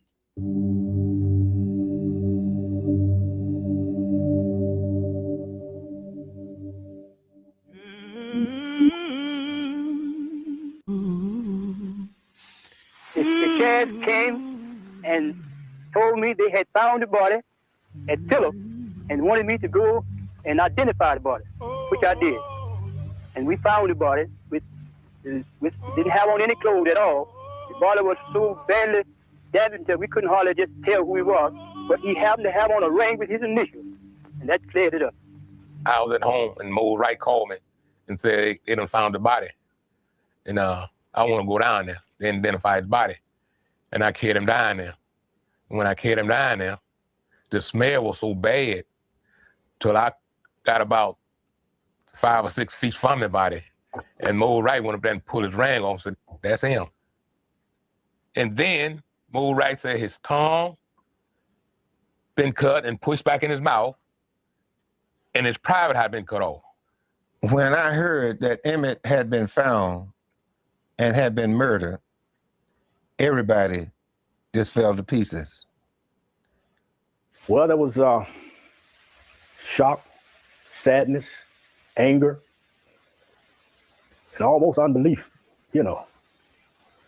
But it was a strange feeling. Strange feeling. Now, you know, there's going to be some images now of his body. So, yeah, this is very disturbing. It's like he never died. I never had any sorrow. Strange feeling. To me, it's like he never died.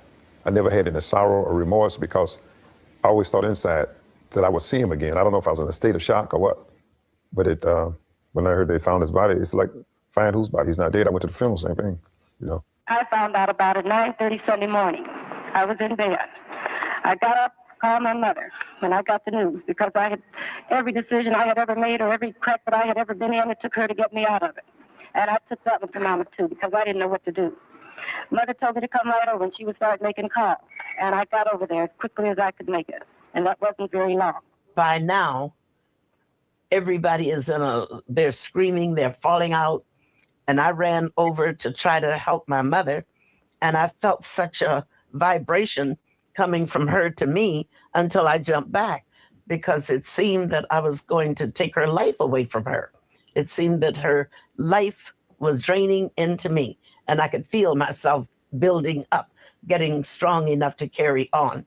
Sheriff Strider wanted an immediate burial because he knew that it wouldn't be good for the state of Mississippi for people to see what had happened to Emmett Till.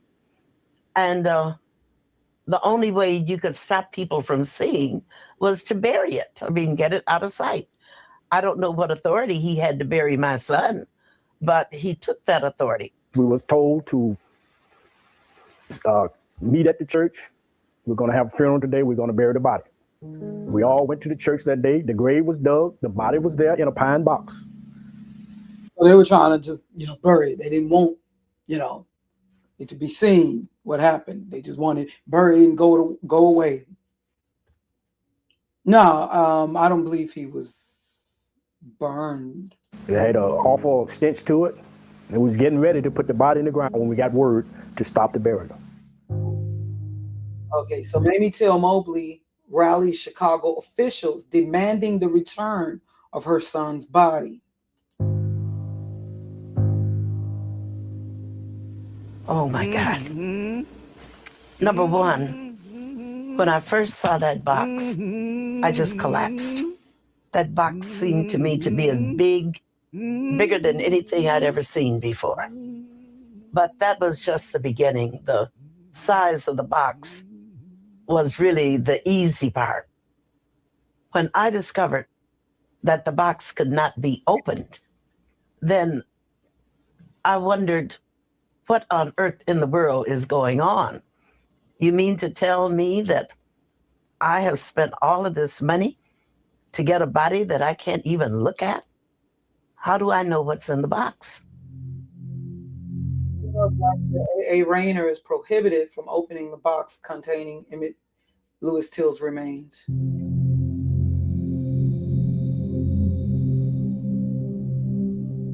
I said, Mr. Rayner, do you have a hammer? He said, what do you mean?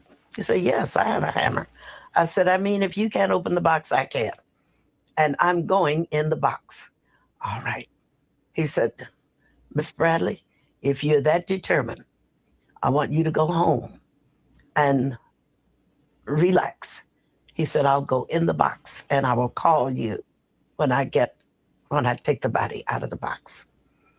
And when I was satisfied with that. I had to see, though, what was in there.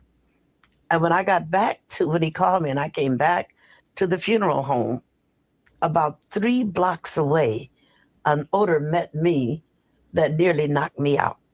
I said, what on earth in the world is that? It was Emmett's body. That's how the smell was so strong until it covered a 2 or 3 block area. I remember, oh man, yeah, that is the worst of all the things I've ever smelled. It is worse than feces. It is like there was a person in an apartment building that we lived in Milwaukee that was found dead in the apartment. And I remember like we were staying on the 3rd floor, and this was like back in the 80s when I was a teenager. Yeah, late 80s. Yeah. We were on this. Yeah, this was on the 2nd floor. We was on the 3rd floor. This is, and I remember, the police, they kind of tried to close off the floor, the 2nd floor of the apartment building. Yeah, and it was a dead body that was found in there. And I remember that smell. If you've ever had if you ever smell like one time when our refrigerator, our freezer wasn't working, if you ever smell rotting chicken, it is so horrible. The worst smell ever. That was a terrible smell.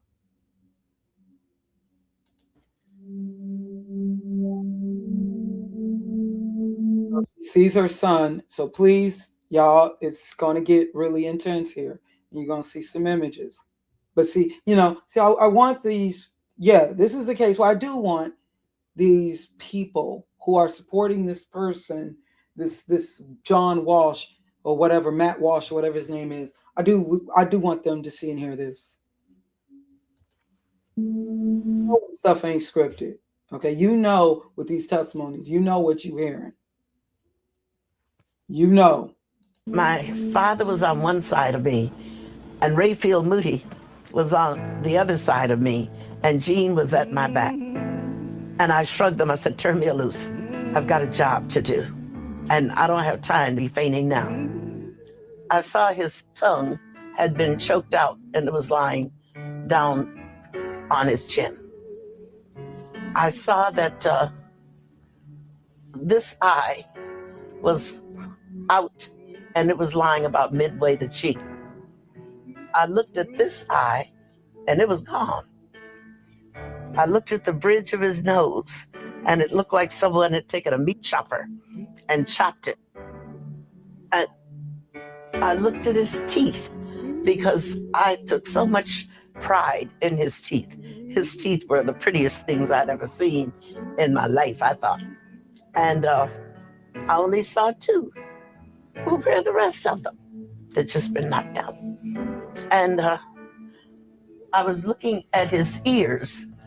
His ears were like mine. They curled. They're not attached, and they curled up. The same way mine are. And I didn't see the ear. Where's the ear? And that's when I discovered a hole about here and I could see daylight on the other side. I said, now, was it necessary to shoot it? If that's a bullet hole, was that necessary? And I also discovered. Okay, give me a second.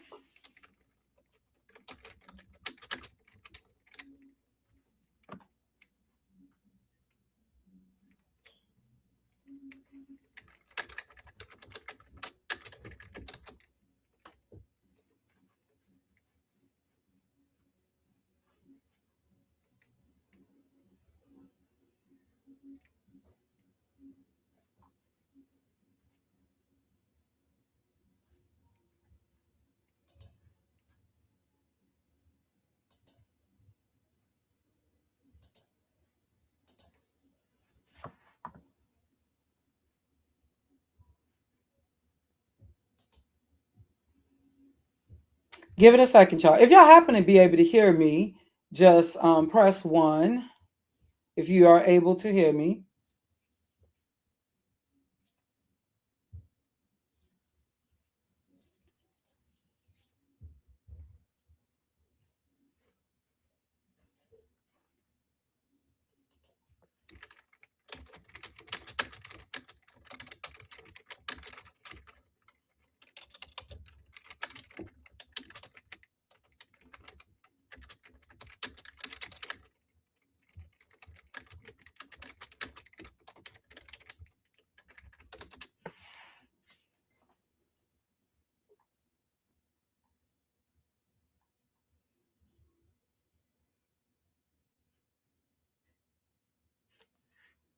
Okay, and just let me know also if you are able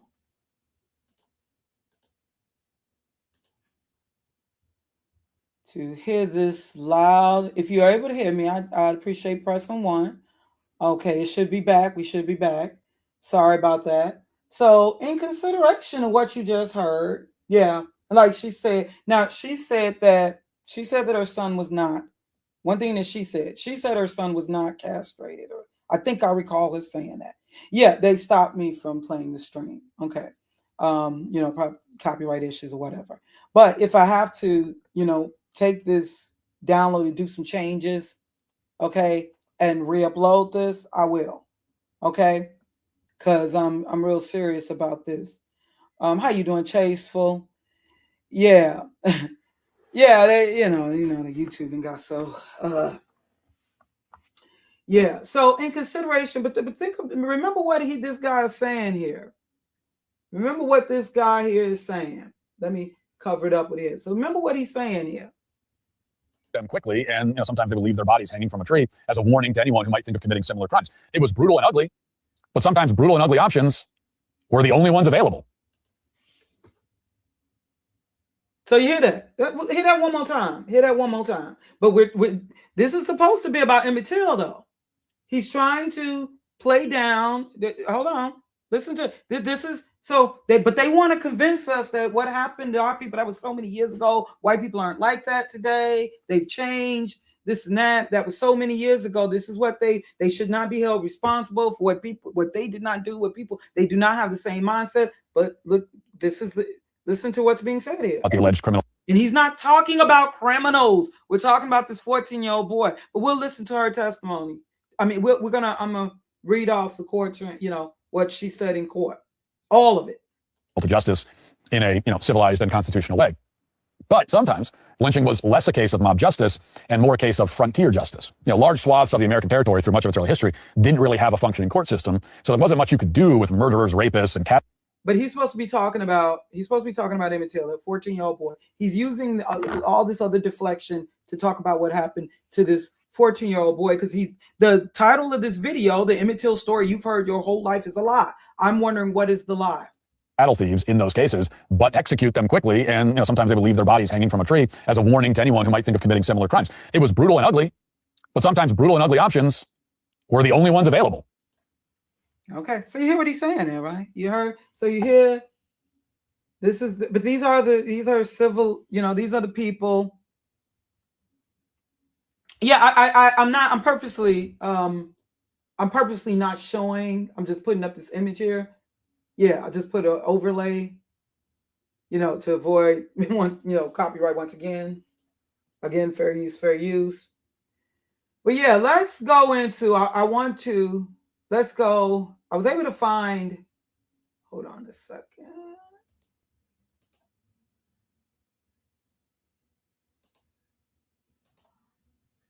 Thank goodness that I was able to find.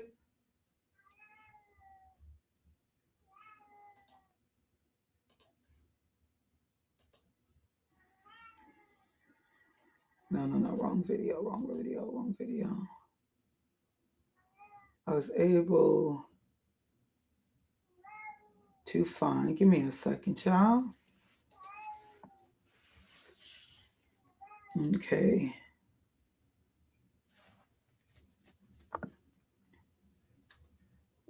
Now, I noticed that when I tried to go to the source, the address where, you know, it's an edu site. Okay, this site here, UMKC School of Law. This is an edu site where I noticed a lot of information that I try to find now. It's missing. This is what the link that I gave for this live stream that I did back in 2017. However, I was able to find, just so you know, I don't know if this will stay up. This is from MississippiToday.org. This is the .org site for the knowing. I was able to find, so I'll give you the link, the full, okay, for MississippiToday.org. This is posted 2018. I was able to find the full text testimony of Carolyn Bryant. Okay, now Carolyn Bryant, she was this former beauty pageant, beauty queen contestant. I wonder if I could find that Hezekiah Walker video.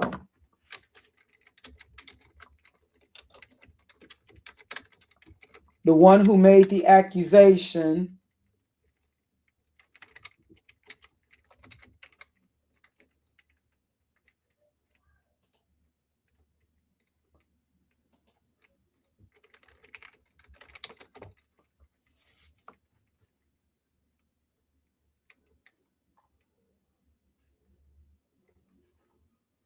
Hold on a second. Hold on, give me a second. I mean, what's his name? I'm sorry, not Hezekiah. What's the Hezekiah Films?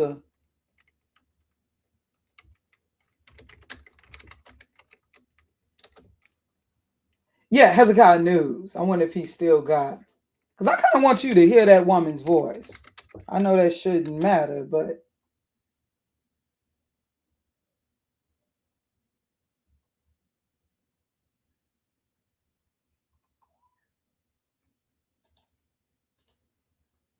I just want you.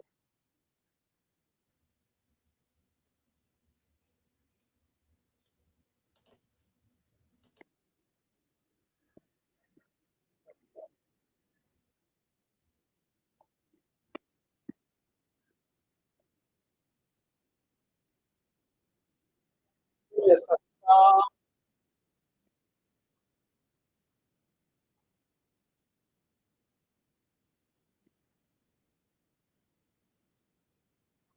George. Well, all I can say is thanks to the wonderful people. I'd like to remain here until after the verdict has been rendered. You know, she said after, found not guilty, these men were found not guilty.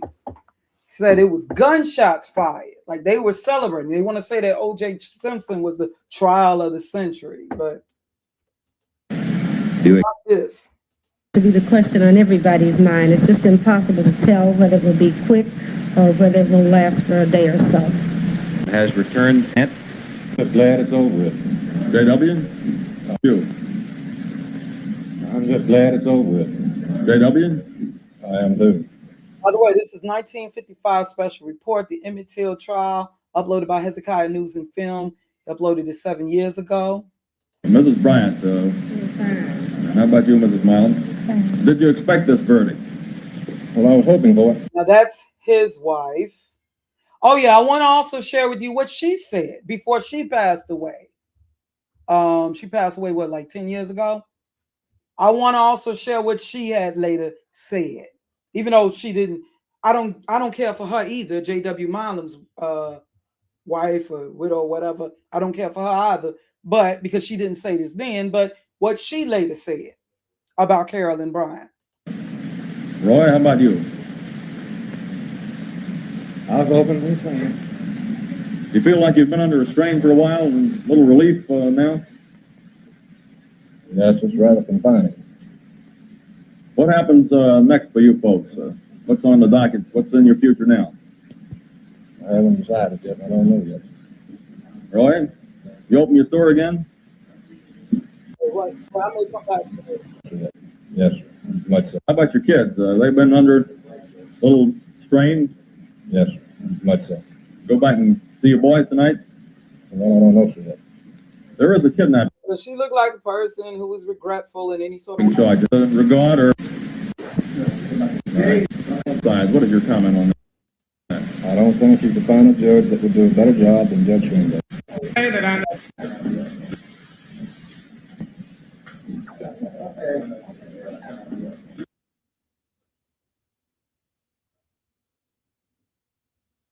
I was trying to find, because her voice, I'm fine. The way that, I was like, oh, goodness.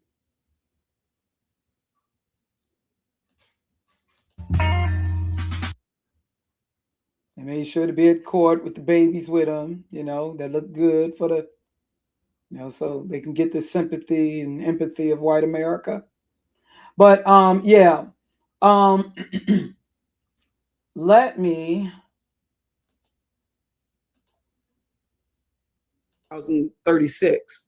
Okay, it's interesting how she just has this say so and such things. According to Vanity Fair, Carolyn Bryant, basically. Yeah, of course I'm not gonna play all of this. Donham, and there were others. New book entitled "The Blood We Didn't Already Know," that everyone didn't know. Okay, including white folks. But like I've said before, white people. Anyways, the woman who accused 14-year-old Emmett Till of flirting with her in 1955 revealed for the first time that those claims were fabricated.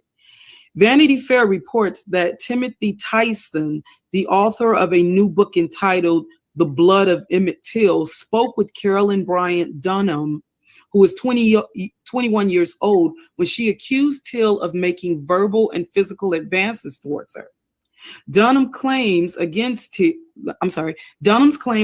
Till, Emmett Till, enraged two white men, J.W. Milam and his half-brother Roy Bryant, who abducted and murdered Till 3 nights later, leaving his body bludgeoned, bruised, and left at the bottom of the Tallahatchie River in Mississippi. Both Milam and Bryant were ultimately acquitted by an all-white, all-male jury. They later admitted to their crime in a story for Look magazine, for which they were compensated $3,000. So you had people paid. You had the murderers paid. Okay, paid for their crime, basically. Donham, and there were others, and there's still, obviously, there are still people who continue to make money off of this case, this tragic, horrific incident. Okay, Carolyn Donham, who is now 82, testified at the trial. Understand, I did this 9 years ago, 2017. Okay. Her testimony further criminalized Till. Of course, back then got more views, although this is on private. Emmett Till, whose humanity meant little to the jury of white men charged with seeking justice for a young black man accused of Her testimony further criminalized Till, whose humanity meant little to the jury of white men charged with seeking justice for a young black man accused of whistling at a white woman. Okay, I'm reading from an article, HuffingtonPost.com, by the way. However, that part's not true. To Tyson in his new book, husband. However, as Dunham revealed to Tyson in his new book, she revealed to Tyson in his new book, that part's not true. Nothing that boy did could ever justify what happened to him, she said. Carolyn Bryant said, Brian Dunham. Dunham, who told Tyson that she couldn't recall what happened. What did she say was not true?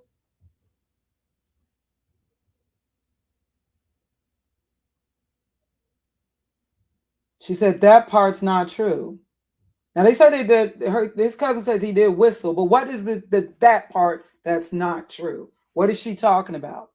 Regardless, she's saying that, yeah, I mean, we tried to, people tried to, the way that this, people tried to reopen this case. People tried to get this case reopened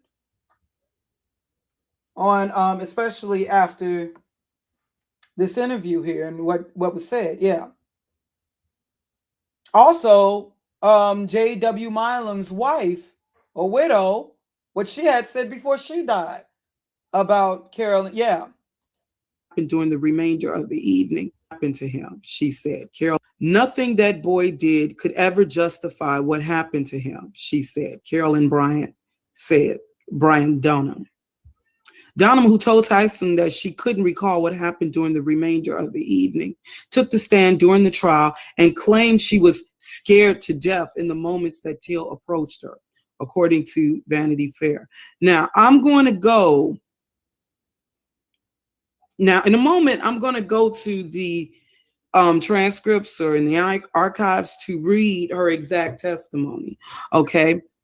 Now, Tyson, this author, he's the first author to interview Dunham who actually approached. They're saying that Carolyn Bryant Dunham actually approached this author Tyson. Okay.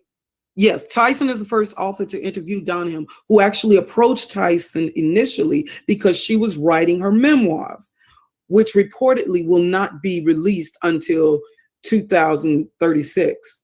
Okay. And it's funny how now, even though, it's like they've got this now, like, what was it, 2022, like sometime around when she died a few years ago, they're talking about Carolyn Bryant's I Am More Than a Wolf Whistle. It's almost like there's some damage control being done on her behalf using these memoirs. But I had also found, I can't find that anymore, what was said to be some letters from her from back in 1955. And these were, now I could not quite prove if these were totally accurate, if these were totally, hold on a second.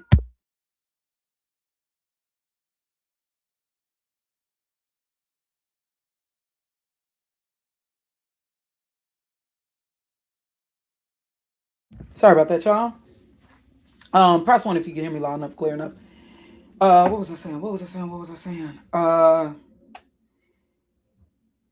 Yeah, but it was some, saying some racist stuff, but I cannot quite confirm if that was, but it looked pretty authentic. It's just when I went back to the site, it was no longer. Thanks, Penizoid. Yeah. It's interesting how she just has this say-so in such things. According to Vanity Fair, Dunham's daughter enjoyed Tyson's earlier book titled Blood Done Signed My Name, which focuses on another tragic murder provoked by race. Vanity Fair reports that Dunham didn't officially repent for her actions by attempting to join racial justice groups, for example. Well, let me get back to this, okay? I'm going to find racial justice group. She thought about the grief that Mamie must have felt and grieved all the more.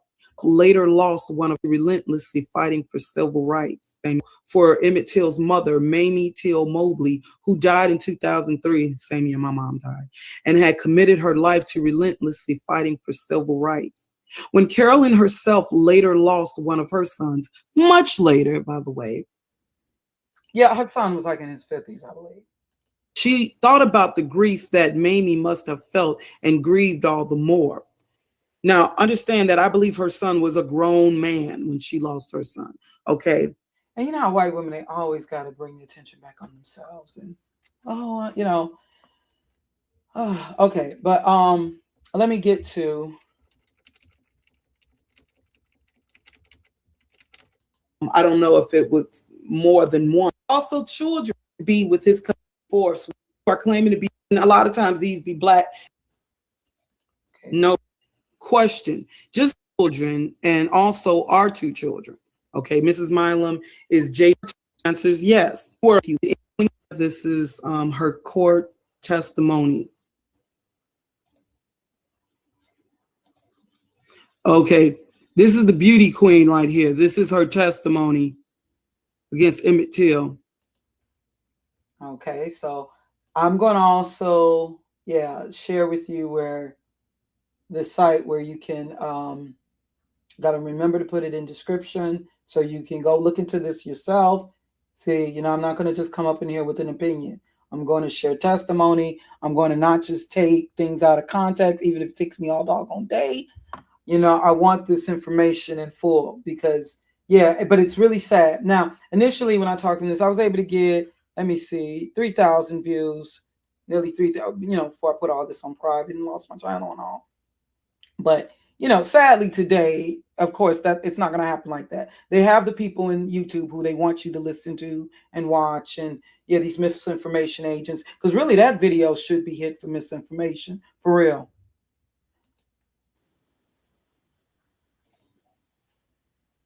By even reference saying that it's a hoax, implying in any sort of way. Sorry, I'm talking so much. Okay. Okay, and I'll share with you where you can. And I'm sorry, I'm talking so much, y'all. Okay, this is from 1955. This is her court testimony. Okay. The attorney questioned, Mrs. Bryant, on Wednesday evening or Wednesday night, the 24th day of August, 1955, did anyone who was in the store with you that night? That's exactly how it reads. Did anyone who, okay. It says, did anyone who was in the store with you last night? She answers, no one. You were alone in the store at the time? She answers, yes. Was there anyone in the living quarters at the rear of the store? She answers, yes. Who was back there? She answers, Mrs. Milam and her two children, and also our two children. Okay, Mrs. Milam is J.W. Milam's wife. J.W. Milam is one of the killers of Emmett Till. Okay, so she's saying her sister-in-law and her two children was back there with Carolyn's two children. Okay, question, did any incident occur in that store on that evening which made an impression on you? Answer, yes. Question, at what time of the evening was that? Answer, about 8 o'clock. Question, was that before or after dark? Answer, after dark. Question, just tell the court what happened there at that time, please, ma'am.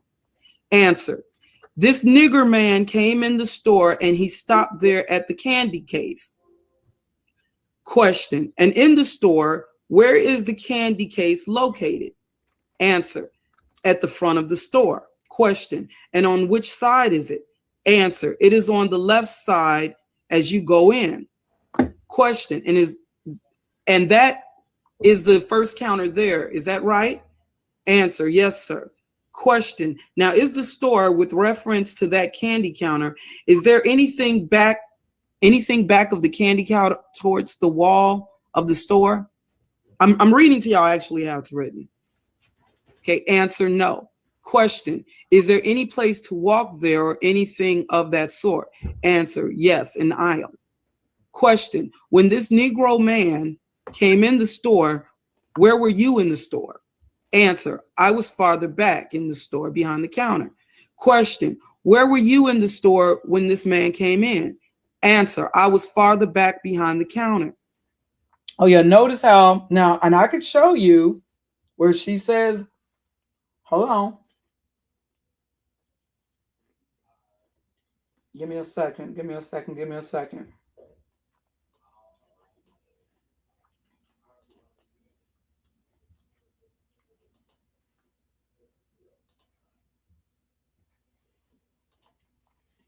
I can show you. You see where she's saying the N-word. And notice that although, and they know, okay, hold on. I can show you where she's saying the N-word here. You see?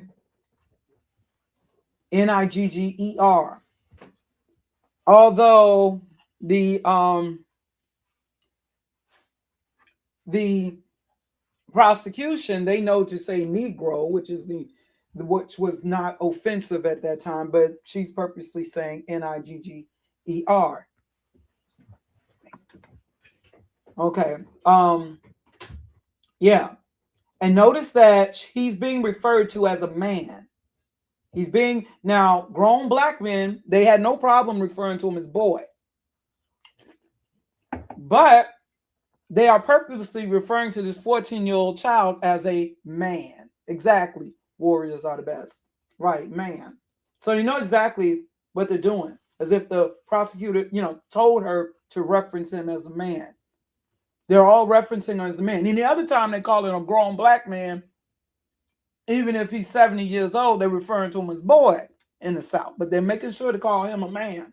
And I noticed that she is calling him N-I-G-G-R. Then this other nigga came in the store. But let me get back to, excuse me, y'all. I may turn off the mic. So press 1 once you're able to hear me talking once again. Question, were you? Answer, I was farther in the store. Answer, I was farther back in the store behind the counter. Question, where were you in the store when this man came in? Answer, I was farther back behind the counter. Question, were you on the same side or on the other side? Answer, the same side. Question, and when he came in, I believe you said he stopped in front of the candy counter. Is that right? Answer, yes. Question, and what did you do then? Answer, I walked up to the candy counter. Question, and what transpired up there at the candy counter? Answer, I asked him what he wanted. Question, and did he tell you? Answer, yes. Question, do you know what it is he asked for? Answer, no. Question, and did you then get the merchandise for him? Answer, yes. I got it and put it on top of the candy case. Question, and what did you do then? Answer, I held my hand out for his money. Question, which hand did you hold out? Answer, my right hand. Question, will you show the court how you held your hand out? Answer, I held out my hand like this. And she demonstrates by holding out her hand. Question, which hand was that? Answer, my right hand. Question, and will you show the court how you did that? Answer, like this. She's demonstrating by holding out her hand. Okay, now I just want to stop real quick and say, now there was a black person who witnessed through the window. I believe this was a she, but they had in the documentary on Emmett Till, they had the person's face blurred, and I think the voice, a black kid touching her.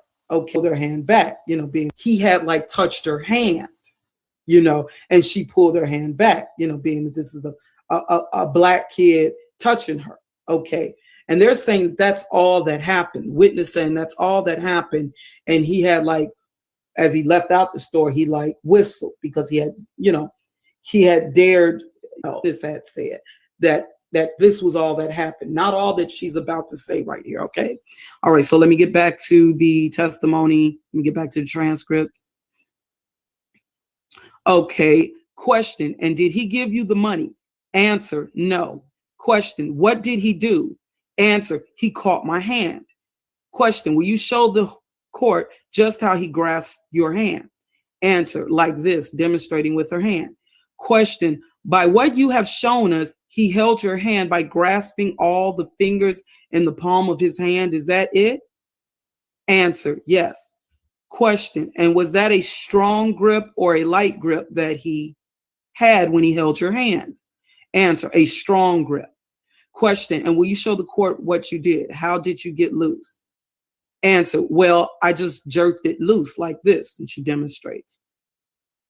Question, it was about that difficult to get loose, was it? Answer, yes. Question, and it was with that much difficulty that you got your hand loose? Answer, yes.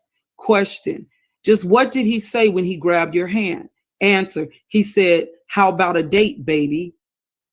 Question, when you freed yourself, what happened then? Answer, I turned around and started back to the back of the store.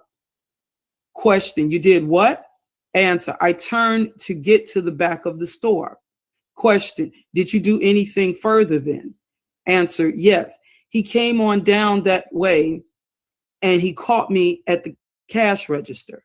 Question, you say he caught you? Answer, yes. Question, how did he catch you? Answer, well, he put his left hand on my waist and he put his other hand over the other side. Question, how were you going down along the counter there? Did he approach you from the front or from the rear, or how? Answer, from the side. Question, now, Mrs. Bryant, will you stand up and put my hands just where he grasped you? Will you show the court and jury? Answer, it was like this. She demonstrated by putting Mr. Carlton's hand on her body. Question, he grabbed you like that, did he? I'm sorry, had to click something. Question, he grabbed you like that, did he? Answer, yes. Question, in other words, with his left arm around your back? Answer, yes. Question, and his left hand on your left hip? Answer, yes. Question, and he had his right hand on your right hip? Answer, yes. Question, did he say anything to you then at the time he grabbed you there by the cash register? Answer, yes. Question, what did he say? Answer, he said, what's the matter, baby? Can't you take it? Question, he said, what's the matter, baby? Can't you take it? Answer, yes. Question, did you then try to free yourself? Answer, yes. Question, was it difficult? Did you succeed in freeing yourself? Answer, yes. Question, did he say anything further to you at that time? Answer, yes. Question, what did he say? Answer, he said, you needn't be afraid of me. He said, you needn't be afraid of me. Okay, anyways. Question, and did he use language that you don't use? Answer, yes. Question, can you tell the court just what that word begins with? What letter it begins with? Answer, the witness, okay, in parentheses, the witness did not answer verbally, but shook her head negatively, like saying, oh, I can't say these horrible words. Question, in other words, it is an unprintable word? Answer, yes. Question, did he say anything? Well, let me see. Did he say anything after that one unprintable word? Answer, yes. Question, and what was that? Answer, well, he said, well,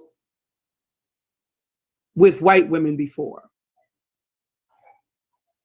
Okay, let me see. Okay, because I believe what she had said, I'm trying to get the, yeah, okay, he said, what she said, Carolyn Bryant said that he did something with white women before. So I'm assuming that she's saying that he said he's fucked with white women before. That's what I'm assuming. Okay. Question. Yeah, that's when you were able to free yourself from him, what did you do then? Answer, this other nigger came in the store and got him by the arm. Question, and what happened then? Answer, and then he told him to come on and let's go. Question, did he leave the store willingly or unwillingly? Answer, unwillingly. Question, how did the other Negro get out of the store then? How did they leave? No, he said, how did the other Negro get out of the store then? How did they leave? Now notice that the notice that I believe this is the defense attorney. Notice how he's saying Negro, but she's saying nigger. Okay, so obviously the word nigger, it was considered, I guess you could say, inappropriate. Okay, but she's on the stand and she's still saying nigger. Okay, all right. Okay, question: how did the other Negro get out of the store then? How did they leave? Answer: he had him by the arm and let him out.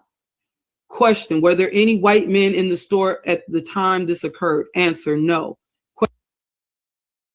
Oh yeah, let me also point out, notice that for the knowing, she is a woman of Irish descent. You know, the poor persecuted Irish, descendants who had absolutely nothing to do with slavery or racism. Yeah. So she was also, just for the knowing. And also Chicago has its history with Irish mobs. If you know anything about the race riot of Chicago, so-called riot or massacre of Chicago, 1919, and the Irish mobs, but people like just pearly things, let them tell it. The Irish, they were just, innocent victims of racism themselves. But anyways, question: were there any other Negro men in the store at the time? Answer: no. Question: were there any other persons outside the store? Answer: yes. Question: were they white men or colored men? Answer: colored. Question: were there a number of them out there? How many of them were out there? Answer: about 8 or 9. Now I want y'all to pay attention to that. For y'all, those of y'all who saying, his family members and stuff threw him under the bus.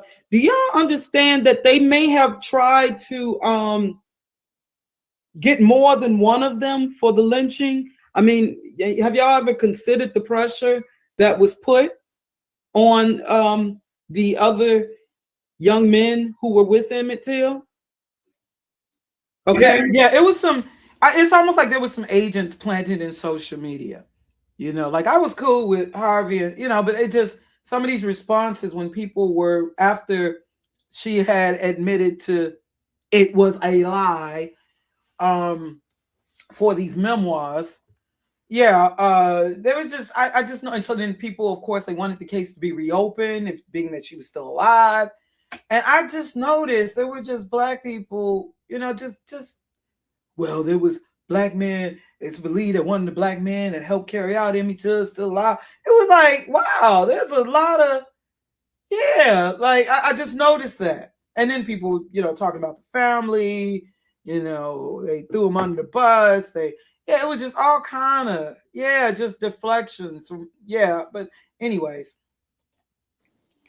Question: when he went out the door, did he say anything further after he had made these obscene remarks? Answer: yes. He turned around and said goodbye.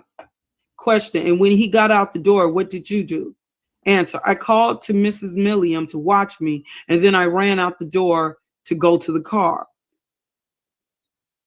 Question: which car did you go to? Answer: Mrs. Milliam's. Okay. Question: what did you go to the car for? Answer: for my pistol.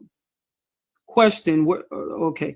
All right. I don't really feel the need. Now, this is supposedly, I believe, true that she was going out to her car for a pistol or whatever, but all that, okay, all that extra shit, no. Yeah, it was just said that all that he did was, like, as she was, I guess, like handing him the candy in exchange for the money, Emmett Till had like touched her hand, and she had jerked away. Not necessarily grabbed her hand, but like touched her hand as he took, and that was just something you don't do. You don't touch a white woman, period. And so I guess he whistled as he was going out the door, or as he, as he left, or when he left. Because remember, this woman was supposedly a beauty queen. And they said, that, Emmett, he was a funny guy who liked, Darren, not a bad kid, anything like that, but Okay, and there's something else that let me share what his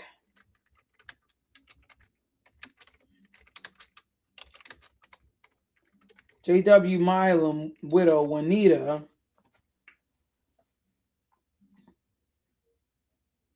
Let me see if I can find out. She passed away in 2014.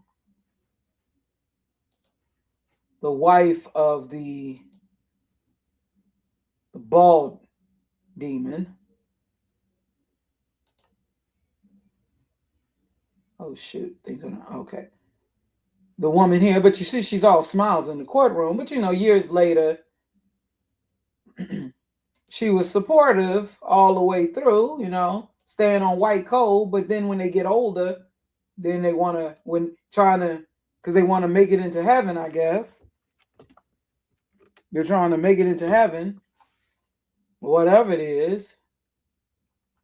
Yeah, so when she passed, I know she passed away in 2014, was it?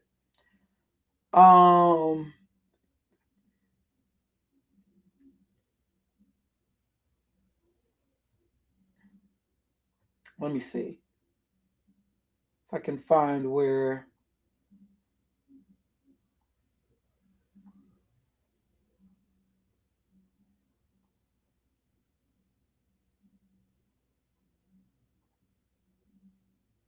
Okay, hold on. I'm trying to find exactly what she had said.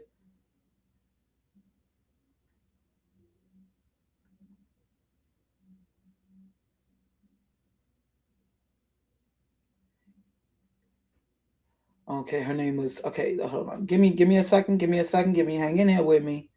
Hang in, and then there's one more thing I want to share with y'all.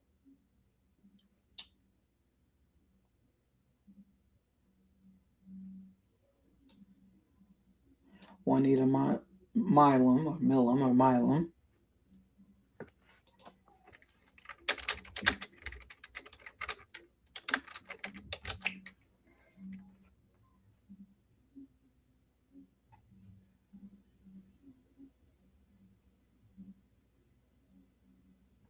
Okay, here we go.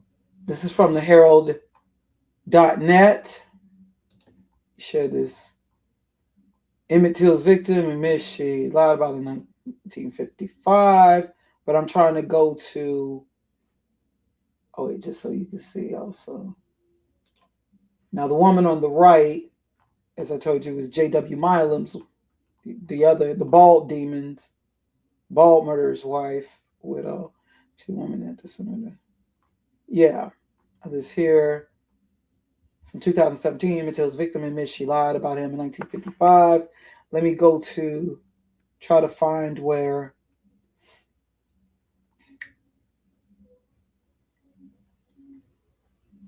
Doggone it. I know it's here.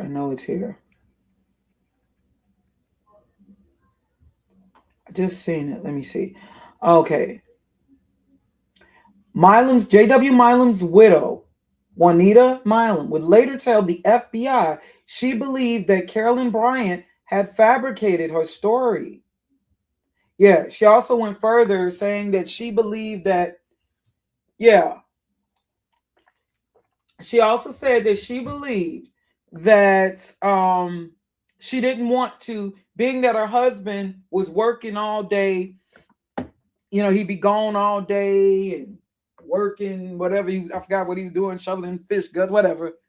I'm thinking of the movie Overboard. And he would be playing pool and things like that. Like, he would leave her in the store, working in that store in Money, Mississippi all day. Now, remember, this was a former beauty queen, probably bored with her life, probably wanting the attention of her husband. Remember, I said how white women will use black men, however, to get the attention of white men when they are not getting, you know, like when I did my video, why white women tattle tales, you know, like the Karen, a lot of times, like,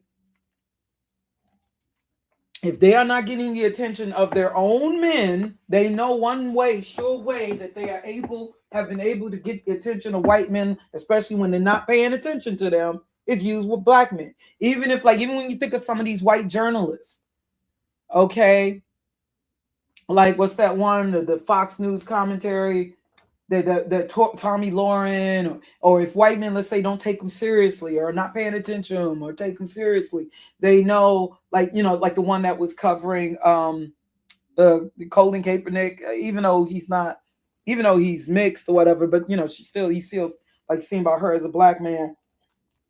They can get white people to listen. Like, remember on the movie Rosewood, and I started off the movie with that clip from Rosewood.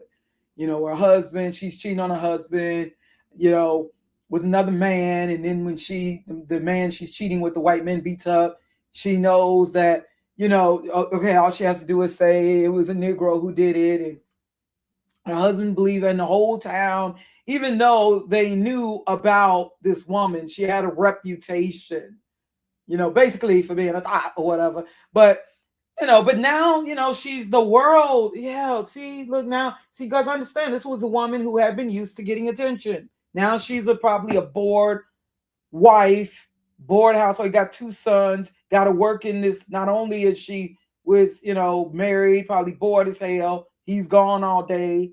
Yeah, because I covered this more than once in reading how, yeah, the stuff that Juanita Bynum said. And he would have her working in that store all day, and she's bored, a person who was once used to getting attention. And so now she's got the attention of the nation. The nation is giving her, now she's got her husband's attention, supposedly. She's got the attention of the nation. The whole world is stopping for Miss Callum. Just like, I'm telling you, even with this thing with this Shandy Sullivan, yeah, I'm saying it. With the whole thing with America's Next Top Model. I do remember season 2. Maybe y'all need to rewatch that. And I also remember how she was initially responding. In fact, Shandy Sullivan, that was on America's Next Top Model with Tyra Banks, actually, she had got better treatment than a lot of them girls who had been on the show, actually.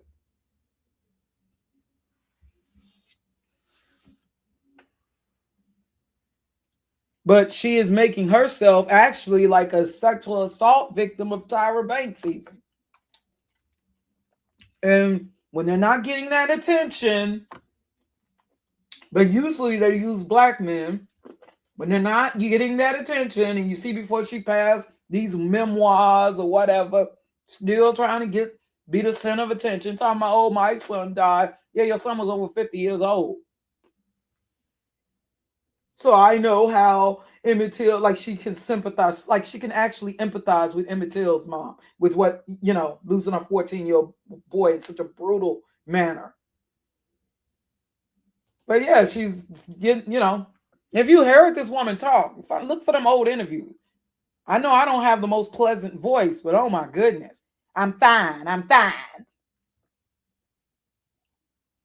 She did not have the voice of a beauty queen, that's for sure. I know who am I to talk, but yeah, but see, now she's getting attention. The world's giving her attention. You know, she's seen as she's feel protected. And yeah, so this very same woman you see on the left, J.W. Milam's wife, said that she believed that she told the FBI she believed she lied. She believed she just didn't want to work in that store no more. And this was a surefire way of getting her husband's attention. Even if, let's say, she didn't know how far her husband would go, in the end, it still didn't matter. You see her all smiles in court. Okay, if you say so. But thank you, dear. But let me play one more thing for now. And I may have to go through a lot of, you know, like with this whole thing, the Chirac, Chicago, black on black crime, all of this stuff. I really take you through some history on what Chicago could have been, had not it been for race riots, etc., etc. What was that I just heard? Hold on a second. One other thing that I want to share. I was able to find it. I said, oh, I didn't think I could. I hope I can share this with no problems. Where is it? Where is it? Where is it? Okay, this was shared G-Man interviews 11 years ago. See, this was really hard for me to find. This is really hard. I tried typing in everything, but this is real hard for me to find. Let me take off the, because stuff like this, even though once upon a time, just like with, I used to could talk about these things and get thousands of views, but once upon a time, and understand, I wouldn't get no money for this, unlike these other people. Once upon a time, yeah, like you see, this got over 500,000 views, but yeah, video like this, I tried to search for it. I had to go through somebody else's channel to find this video. Now, this video like this, even if you type in the exact title, you cannot find it in YouTube. They don't want stuff like this floating atop.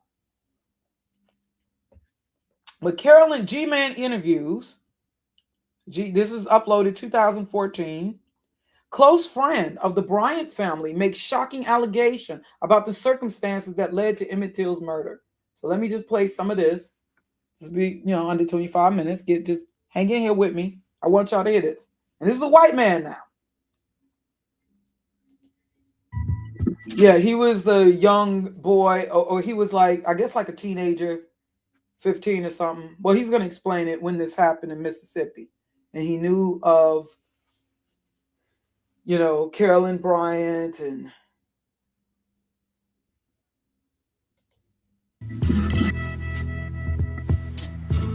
wait, let me get past this music.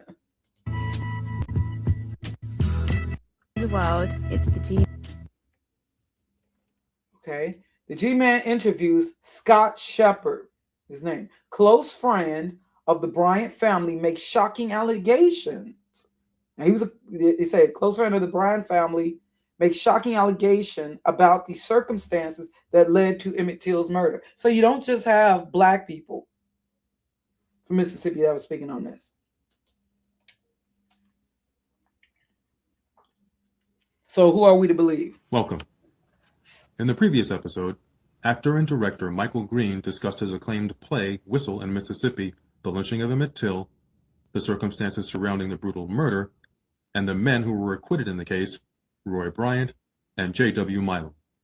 Mr. Green also proclaimed that he believed something positive took place in the story between Emmett Till and Carolyn Bryant, the woman that Till whistled at, and a woman who has remained silent and in seclusion for the last several decades. According to my special guest, Mr. Green is absolutely correct in his assessment. Scott Shepard was a member of the Ku Klux Klan and served as Imperial Wizard, Grand Wizard, and the national leader of the Omerta Knights of the Ku Klux Klan. So is he also part of the propaganda media machine? What would he be doing this for? His other affiliations included the National Association for the Advancement of White People and the European American Unity Rights Organization. Shepard created the National White Rights Association and the White Rights Organization. The Mississippi native, who frequently appears in my ongoing series, Racism and Rage in America, has known and interacted with members of the Bryant family since he was a child. Over the last 30 years, Shepard, his father, extended family members, and members of the Indianola community have privately discussed the Till murder and the role Carolyn Bryant may have played. Now, nearly 60 years after the murder, trial, and acquittal, Scott Shepard is going to reveal what he describes as a crucial element that should have been considered when the federal government attempted to file charges against Carolyn Bryant. According to the former Klansman and members of his family, it was something that was common knowledge throughout the Indianola community. It's a pleasure to welcome you back to the show, Mr. Shepard. I'm glad to be back. Always a privilege.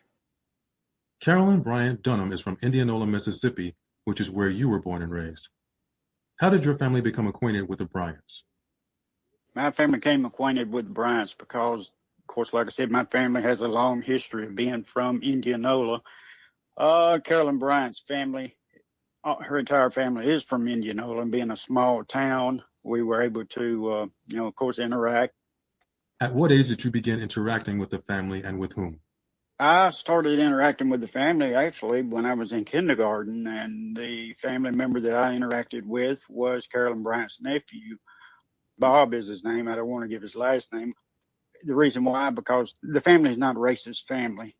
And of course, this is really a touchy subject, and I think I told you that it's a hard subject to talk about, being that I'm so close to the family, because I do not want to get this family into a situation where they're looked at as racist, because they're not, because of what Carolyn Bryant was involved with and her family.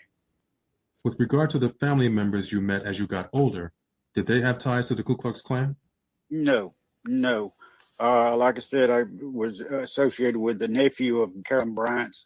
We went to kindergarten together and grew up together, and actually we're still friends today, best of friends. I talk to him on a regular basis. Bob has a brother that's older, an older brother that's older than him and myself. It was just a well-known family in the city, or I say city, in the town, and they just were not a racist family and not involved with the Ku Klux Klan at all.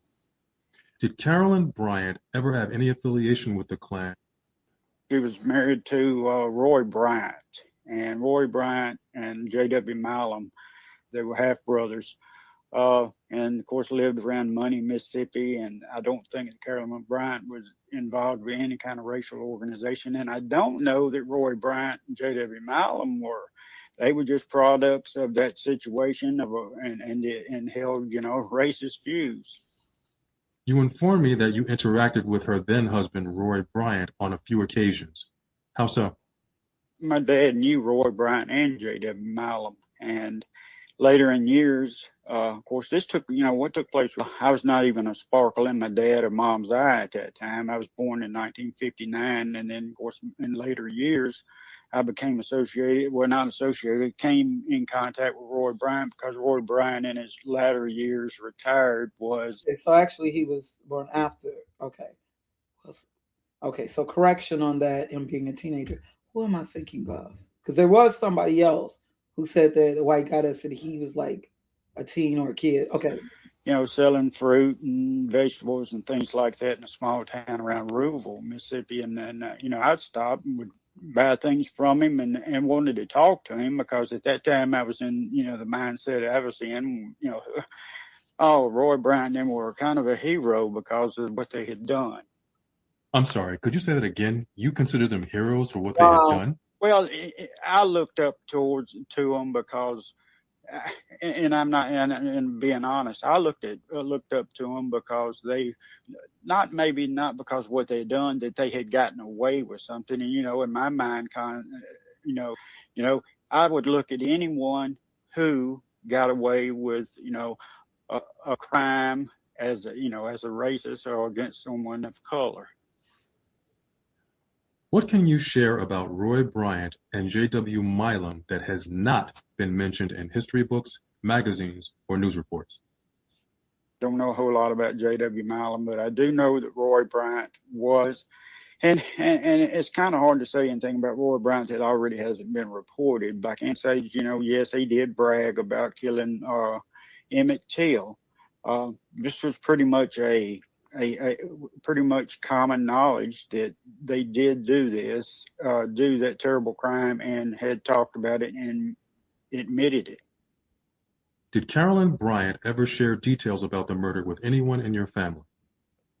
She took really a back seat to the issue, and I think after, Carolyn Bryant was, and I'll say this, Carolyn Bryant was a lady that they say was a gorgeous lady at that time.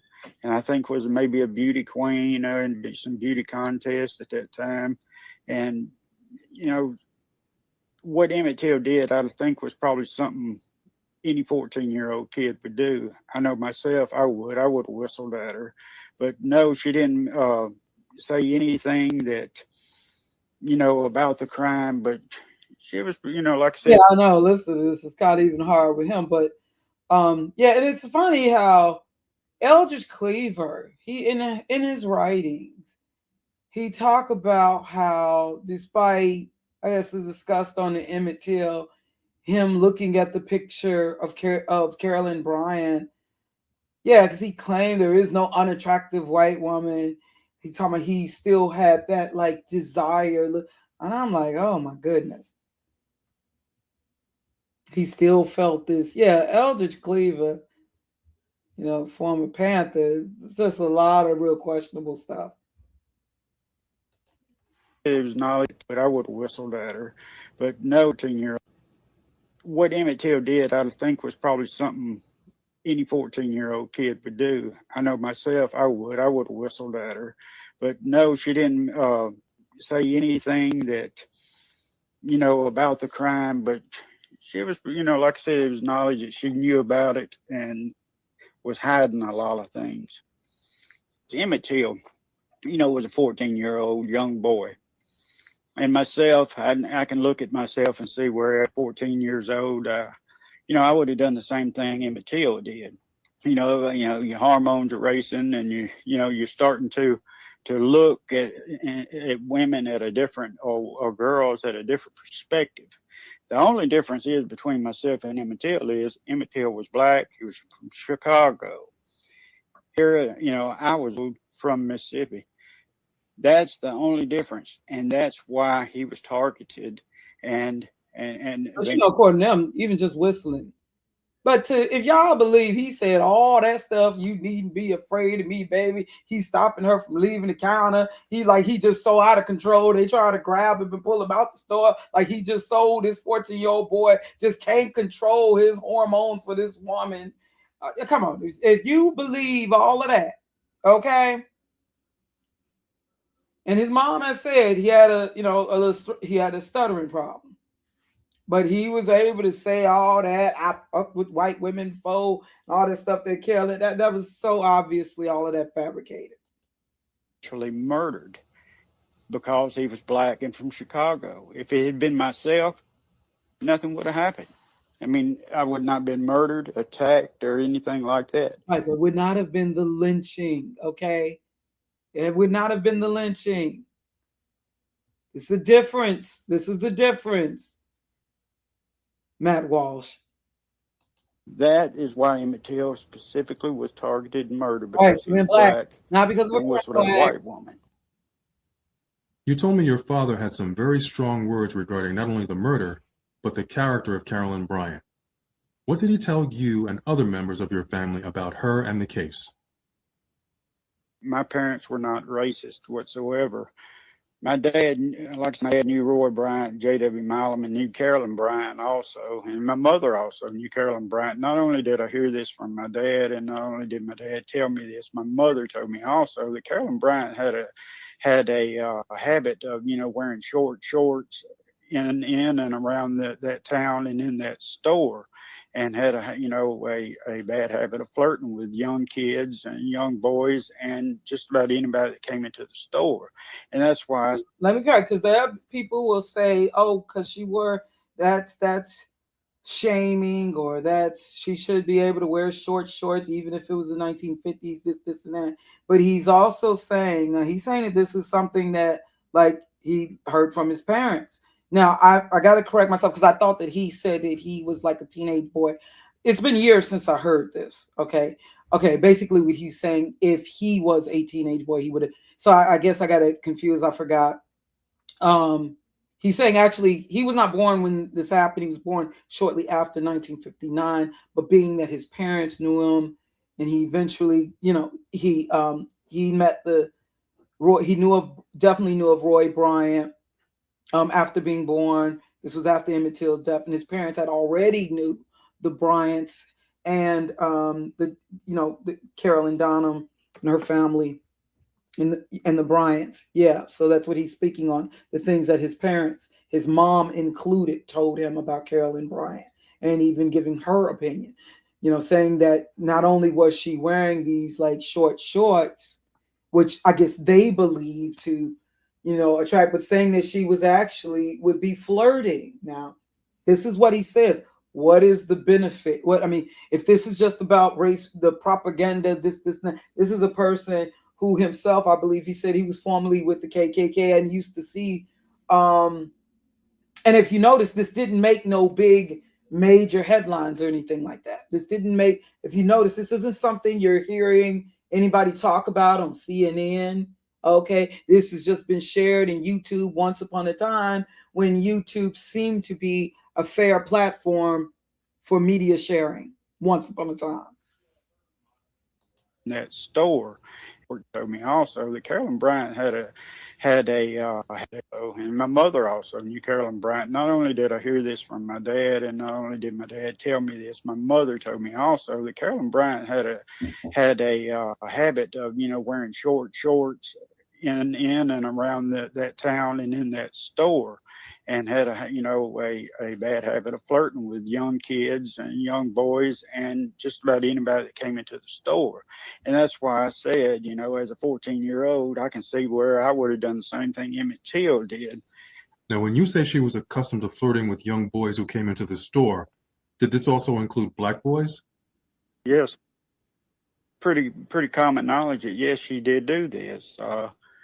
And not just from my family, other people that I've talked to about the case that knew her, yes, it was, pretty common. This was something that she did.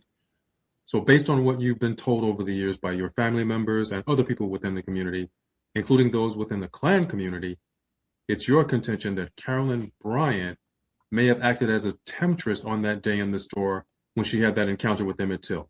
Exactly. And that is, like I said, that's not just myself. I've been told this by many, many, many people in the community. That was, pretty much her.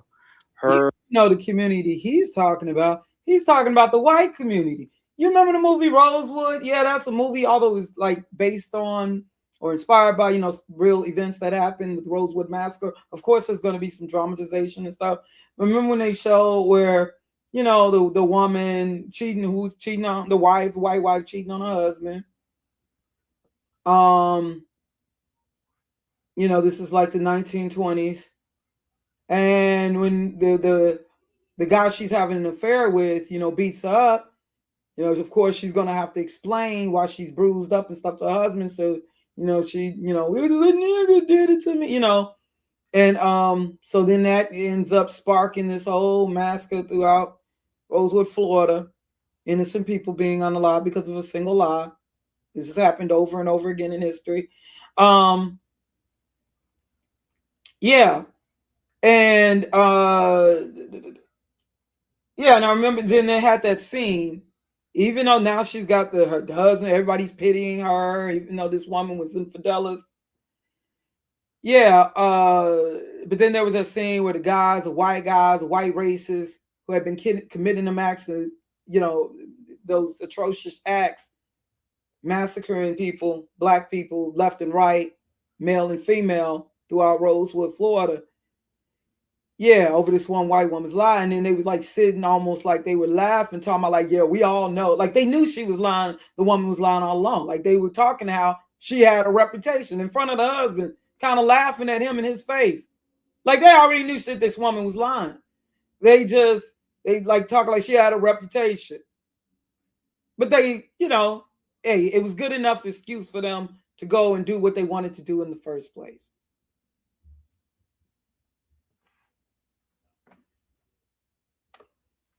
And see, this is a woman, like a lot of these Karens, when ain't nobody paying attention to them, their own people not giving them attention, especially their men, like just pearly things. Remember, she told this little story about her. She tried to do a little Me Too thing with a former gym coach or whatever.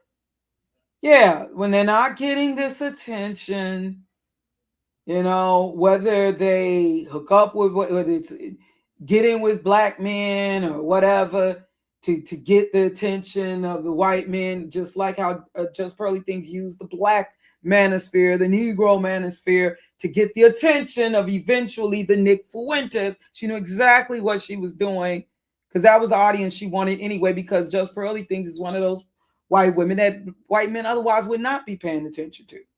Now, in the case of Carolyn Bryant, she's probably with the little Trixie Tang, tell me I'm pretty, was probably, considering how everyone's describing her as being so beautiful and a beautiful queen, perhaps she was. That's how they saw her back then. It's so beautiful. Yeah, and just probably having to be in this store. From the things that I've read and the interviews I've heard, she'd be in the store, her husband gone all the time and stuff, working late in the night and all that. And she's and bored. Yeah, supposedly initially she was hesitant to say something about what or whatever, but yeah, and imagine the attention that she's getting. And it was said that there was a woman in the car when they went to Moses Wright's home to get, Emmett Till's great uncle's home to get him to kidnap him. They said they heard a woman in the car saying that's him. So she wasn't just at home not knowing what her husband was doing or what he would do. Now maybe she wasn't there at the barn when he was being beaten all, but she knew the potential that man, even so, she knew. And that's why they later divorced or whatever, because he was abusive. But she was not forced to do what she did, and her knowing the potential of this man's anger, knowing that he was racist, knowing that he would react in a certain way. But hey, now she got her husband's attention. Now she's got the world's attention, the world's pity, or the nation's pity. She's feeling like the most protected white woman in America now. This was the trial of the century, not O.J. Simpson. A habit of hers. That's something she did. Is it true that her sister served as a judge? That was. Oh yeah, and I had learned later. Yeah, she was in Facebook taking selfies and stuff. I was like, man, I have to respect. Yeah, if you followed her families, yeah, taking selfies, old woman taking selfies and stuff. But yeah, and come to find, what's interesting though is that members of her family, I believe, they are kind of in some positions of power. I'm talking about, like I think even in politics, I believe her son included, or her late son included. But let me continue playing. Much and that is, like I said, that's not just myself. I've been told this by many people in the community. That was, pretty much her. Well, he's saying what? A habit of hers. That's something she did. Is it true that many people in the community were saying that that's something that, like they knew she had this reputation. Now, maybe they were just rumors, but that's interesting. And, he's talking to community, him being obviously at one time at least racist. He's talking about the white community in Mississippi. That her sister served as a judge in the state of Mississippi during. Did. Is it true that her sister served as a judge in the state of Mississippi during the 90s? And if so, do you know if she served in LaFleur County? Actually, it was probably in the 90s. I'm trying to think. 80s. I would say more so in the 90s. Yes, she served as a judge there in Indianola. Interest on that day in the store when she had that encounter with Emmett Till.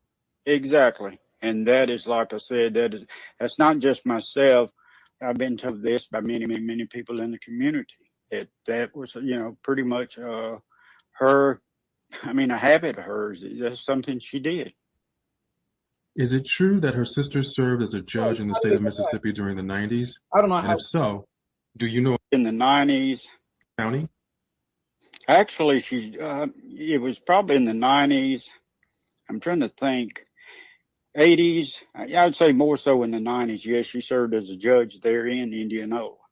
Is Indianola located in LaFleur County? Of course, Emmett Till was murdered and thrown into the Tallahatchie River. And I think part of the Tallahatchie River falls into LaFleur County, and it may end up into Tallahatchie County also. But no, that was Indianola is Sunflower County.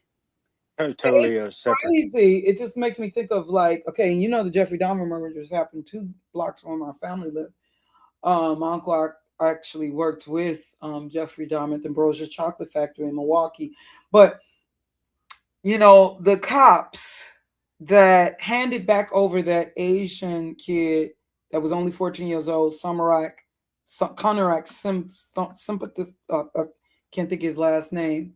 And they handed him back over, even though those black women who was in the building, they tried to call the police. They tried to, get some help for this boy because they knew something was wrong, but they believed Jeffrey Dahmer, white man. Yeah, and this ended up in like 5 more people being murdered by Jeffrey Dahmer. Yeah, so that led to black people protesting, and demanding for justice against those officers and their negligence. But yeah, they suspended him, but they gave him all of this back pay money. And people don't know, I know at least one of those officers, they became very, very powerful, almost like they're being rewarded. I don't know, it's just really weird. County. The reason why I raised that question is because in 2007, a LaFleur County grand jury decided not to indict Carolyn Bryant Dunham in the wake of a prolonged FBI investigation. An Associated Press article, which was published in March of that year, stated the following.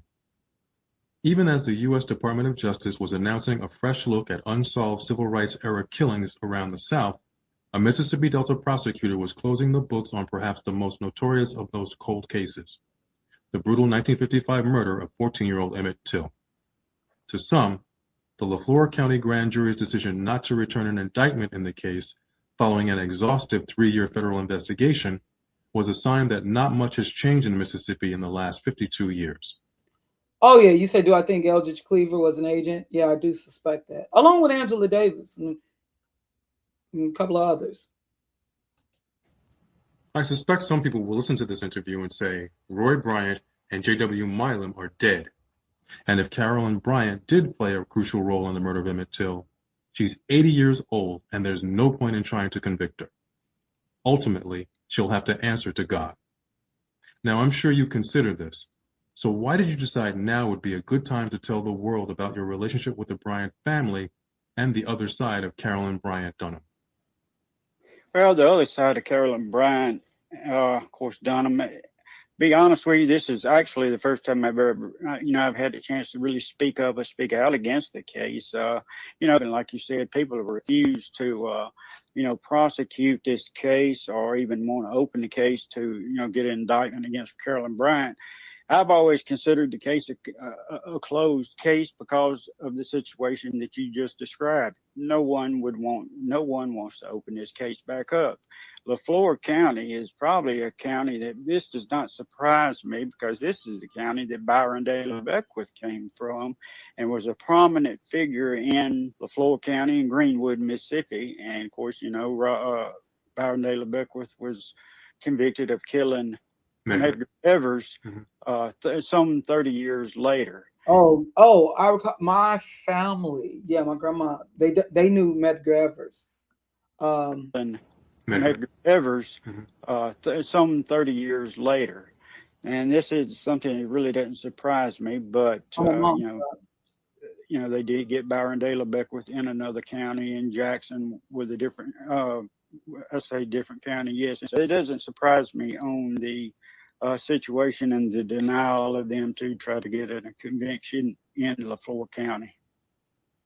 You said it was common knowledge among Klan members and members of the Indianola community that Roy Bryant and J.W. Milam got away with murder and that Carolyn Bryant was somehow involved.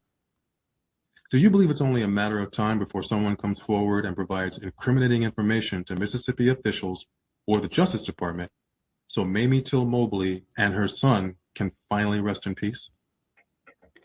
I would hope so, but, of course, this was not just common knowledge with members of the Ku Klux Klan. This was common knowledge with people in general and people in the community and people in the state. It was common knowledge that Roy Bryant, J.W. Milam got away with murder. And I guess people consider it a closed case because they were tried and found not guilty. Actually, it would take, I think, a federal court and a federal judge to open this case up and try Carolyn Bryant in a federal court.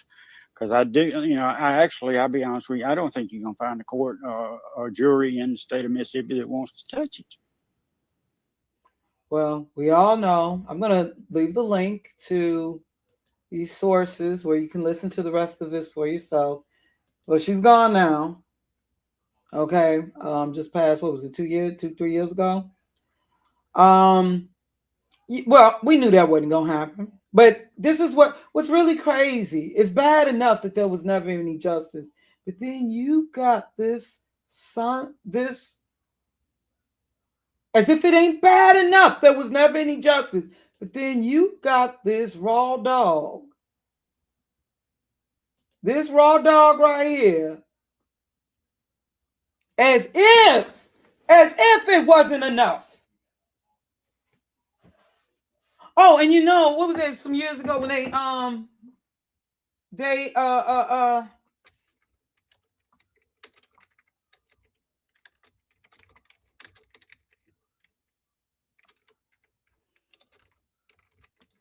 they poking the bear. Why they need to leave, you know?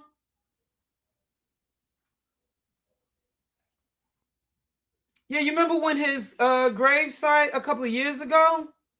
Emmett Till's yeah, you've already had in 2018 his memorial sign riddled with bullet holes. And what did they do?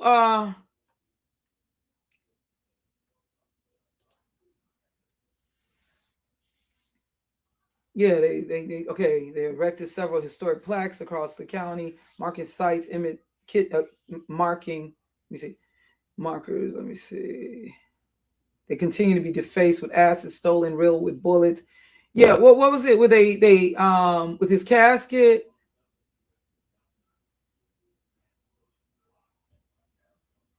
Remember a couple of years ago? I'm trying to find, like they did some vandalism. Like trying to dig up just something really crazy. Well, I can't exactly find.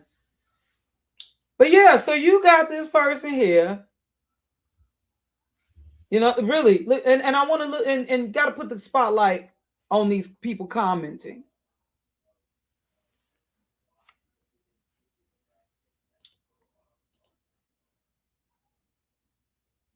You see these people, you know, put the spotlight on them. These are, I'm telling you. Now, what was this lie about Emmett Till's murder? What was this lie? They're so focused about white people being on too.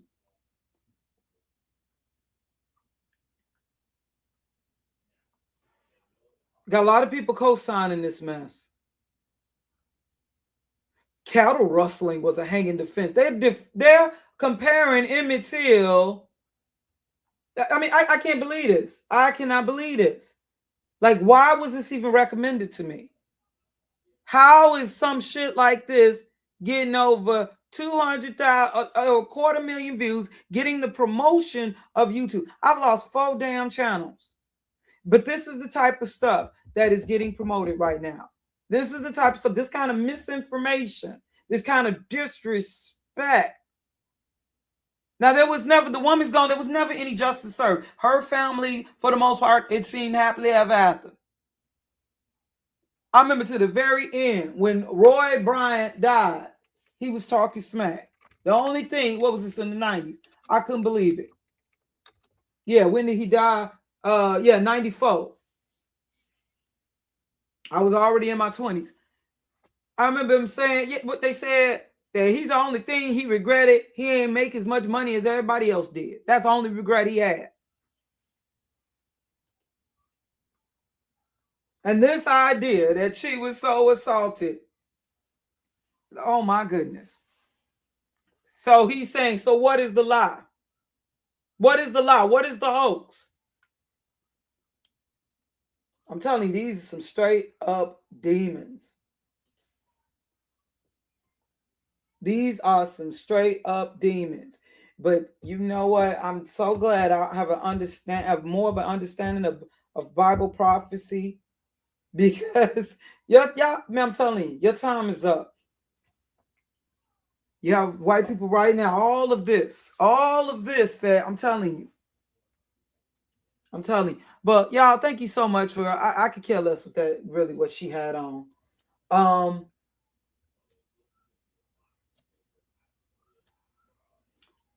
So y'all, thanks for joining. And you know, they may come at this channel. It is what it is.